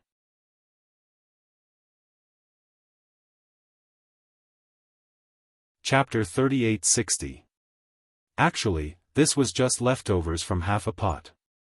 Arbor expressionlessly glanced at them and silently handed the soup pot to Chiu Fu. 2 drops of tears actually flickered in that fellow's eyes, and he simply prostrated himself in gratitude to Arbor. The 15 people surrounded that pot. Without chopsticks or bowls, they directly grabbed the small mushroom stew with their hands and ate with elation, as if they were eating some delicacy. 5th young Master Qin put down the chopsticks in his hand. Looking at this group of students' sallow and emaciated appearances, he instantly felt a bit unwell. Weren't they all spirit realm cultivators? Logically speaking, they should be much stronger than a normal person like him. Why were they so miserable in a different environment after having their spiritual senses and spirit energy sealed? Wasn't this a problem? Arbor lowered her head to look at her small hands. She was very clear about how her culinary skills were. It was just something that could barely be eaten. Cooking was just about cooking the food. Judging from Chiu Fu and the others' expressions, it was as if the dishes she cooked were very delicious. Thinking back to her previous life, when she was especially destitute, she still had to dig for wild vegetables with the team to eat. She felt that just soaking the wild vegetables in soup was the world's most exquisite delicacy. Seeing Chiu Fu, Lu Pinwen, and the others like this, Arbor's heart stirred slightly. When people were extremely hungry, even if they could eat a mouthful of wild vegetable soup, it would still be the world's most delicious food. Her days in this life were too good, and sometimes, she couldn't recall those desolate events from her previous life. If this half-pot of small mushroom stew had been placed in her most impoverished days in her previous life, it would have been something that couldn't be bought with money. Wasteful and shameful. The little fellow silently chanted 3 times in her heart and made up her mind to never waste ingredients again in the future. A half pot of small mushroom stew for 15 people was wiped out in a matter of minutes. Of course, it was impossible that it was enough. After all, 13 of the 15 people were grown men. How could half a pot of small mushroom stew be enough? It was just enough to fill the gaps between their teeth. Arbor speechlessly glanced at them and said indifferently, "Do you want white steamed buns? The kind without any stuffing." Who cared if there was stuffing or not at this time? The 15 heads simultaneously nodded vigorously at her.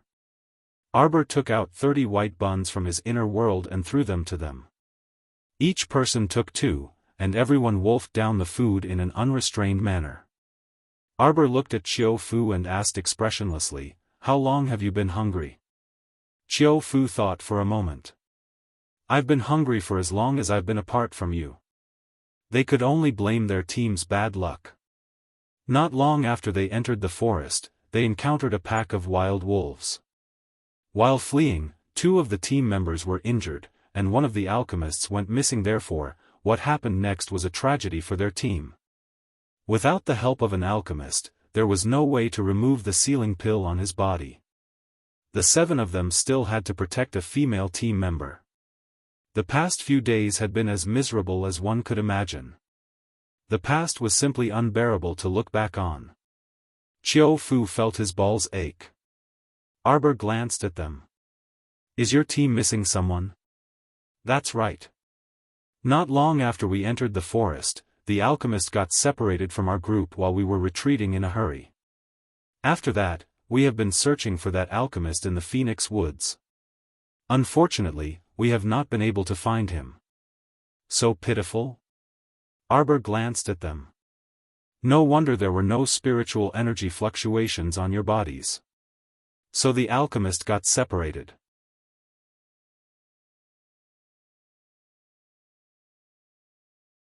Chapter 3861.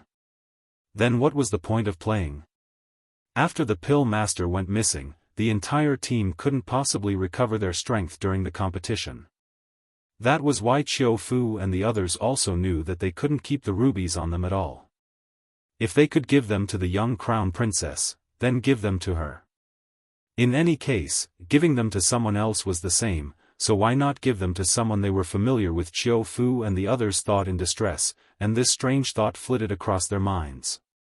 It was as if they would be more willing to give them to the crown princess. Arbor looked at them rather sympathetically. "Do you want to drink water?" The 15 people nodded in unison. Arbor took out several large jugs of water from his inner world and tossed them to them. "It's already late tonight, so have a good rest after eating. We'll talk tomorrow if there's anything else." Sitting on the side, 5th young Master Qin remained silent from beginning to end.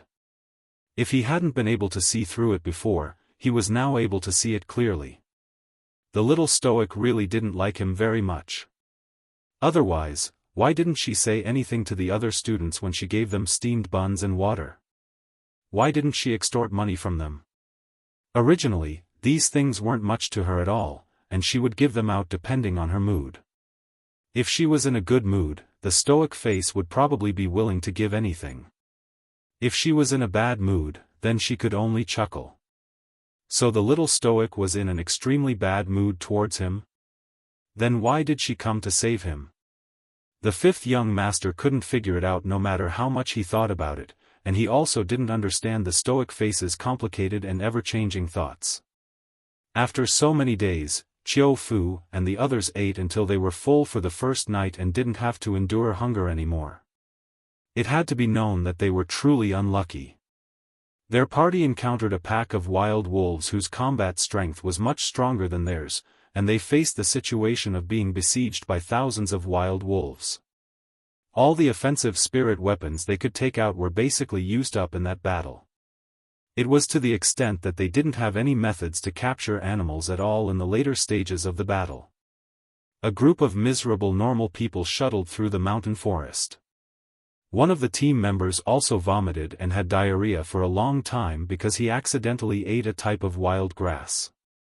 As a result, everyone didn't dare to carelessly eat any plants in the forest anymore.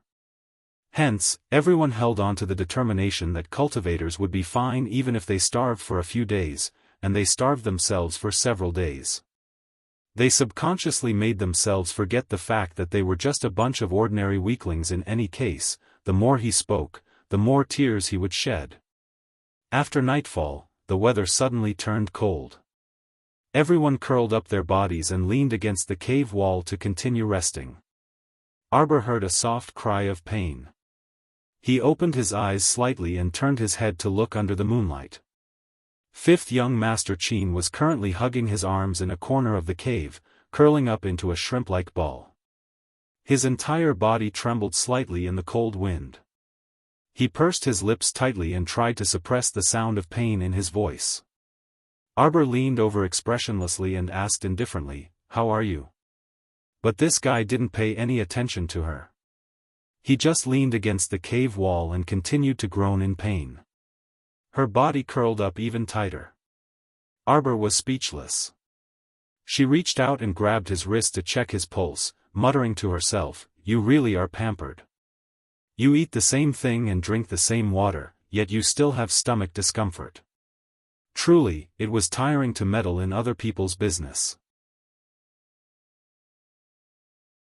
Sir Jojo reluctantly took out silver needles from his inner world, found the right acupoints, and pricked him twice. Then, he took out a blanket and covered him.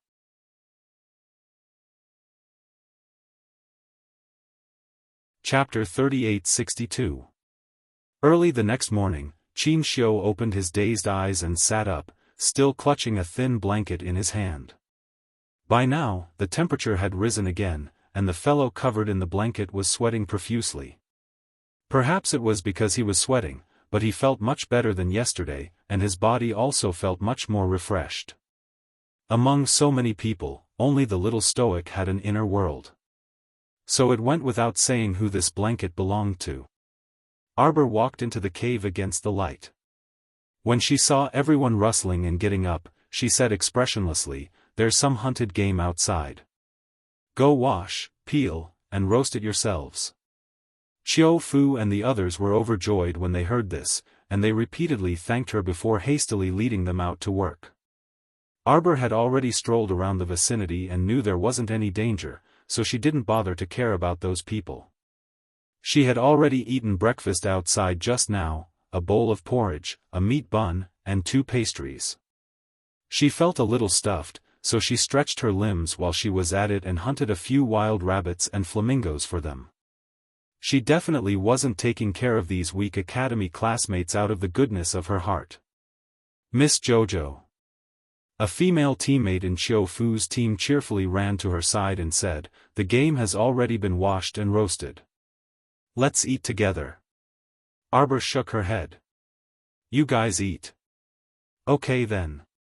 The female student nodded and turned to look at fifth young Master Cheen. "This student, you should also eat." The morning light was just right. A group of Imperial Academy students sat around several grills and started eating in a lively manner. The fifth young master held half a roasted rabbit leg in his hand, and his gaze flickered as he looked in the direction of the cave. His line of sight inexplicably landed on the little stoic, only to see her expressionlessly walk out of the cave with a taut little icy face. She didn't speak to anyone and went to pick herbs nearby, minding her own business. After last night's rainstorm, the smell of vegetation in the forest was very dense today.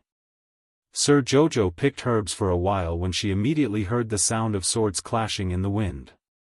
The little guy pricked up his ears and listened carefully for a while.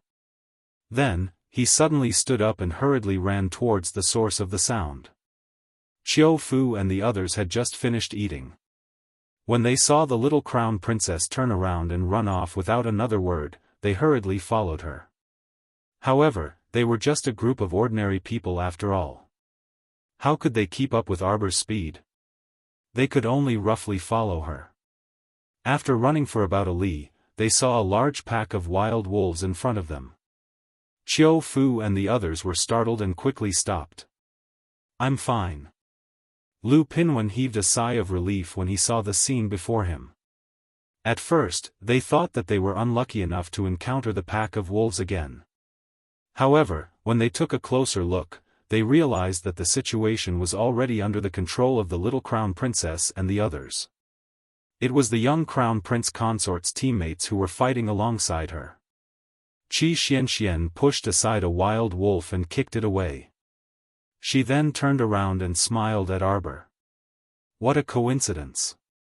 They had only robbed a few students from the royal school when they encountered a pack of wild wolves.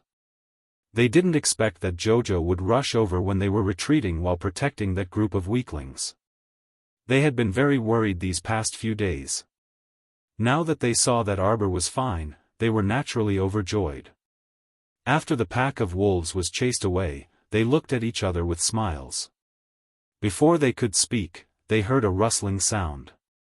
A rain of arrows suddenly shot down from above the forest.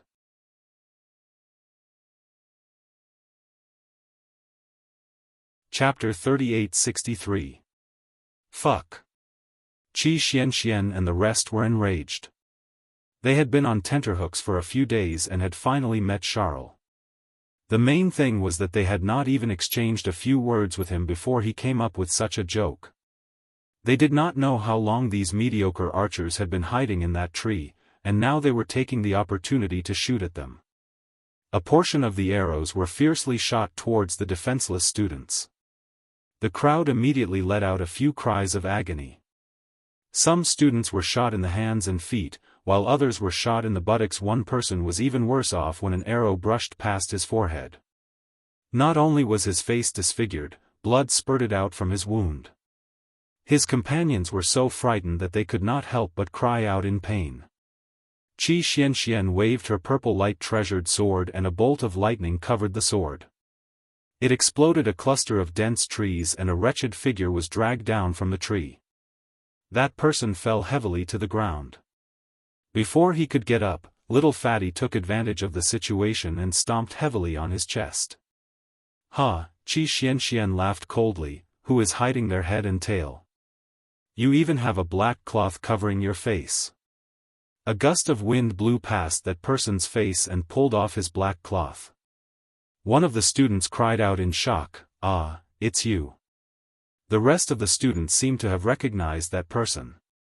They all opened their eyes wide and pointed at him, shouting, "We've seen you in the small base." At the same time, more than 10 figures jumped down from the tree and pounced towards the students from the royal school. One of them held a large knife and pointed it at Chao Chi's neck as he shouted, "Idiot, quickly hand over the ruby on your body." Chao Chi was so scared that he quickly hid behind Duan Muqing. He tugged on Duan Muqing's sleeve and shouted anxiously, Duanmu, quick, quick, he's coming." Bam! The guy who was waving the large knife was kicked by Duan Muqing and he fell backwards. He rolled backwards and stumbled a few times. He then used his hands to punch the ground and barely managed to stabilize himself. When he raised his head, he felt a gust of wind coming towards him. Bam! It hit his face. That guy's entire face almost cracked, okay? He could not help but cry out in pain. At that time, he did not care about his image, mainly because it was too painful. At this moment, he felt as if his facial features had been razed to the ground. Arbor looked around coldly. With a light flick of his finger, countless vines wrapped around him and pulled at the attackers who had suddenly appeared around him. There seemed to be 2 groups of people who had suddenly appeared in front of him. A group of idiots from the royal school were here to rob the ruby. The other group was recognized by a few of his classmates. They were the guys who had been idling around in the small base all day long, doing business of robbing adventurers for money. Of the group of idiots who robbed the academy, only 2 were cultivators. The rest had not recovered their cultivation, so it was extremely easy to deal with them. In a matter of minutes, they would be able to make them throw away their armor and squat on the ground. The troublesome ones were the 7 or 8 Shouja in the small base. They seemed to be in a state of disunity, but it was only when they started fighting that they realized that the other party had rich combat experience. Although their cultivation level was not as high as Duanmuqing and the others, when they really fought, they were able to make Duanmuqing suffer 2 small losses. Xiaomu narrowed her eyes and gazed indifferently at one of the burly men who was full of vigor. You're tuning into the Dreamy Chapters YouTube channel. We're so grateful for your support, and don't forget to subscribe to join us on this incredible journey through captivating stories. Your generosity through donations truly makes a world of difference, as it's the primary source of revenue that allows me to expand and enhance this channel for you. Thank you from the bottom of my heart for being a part of this adventure.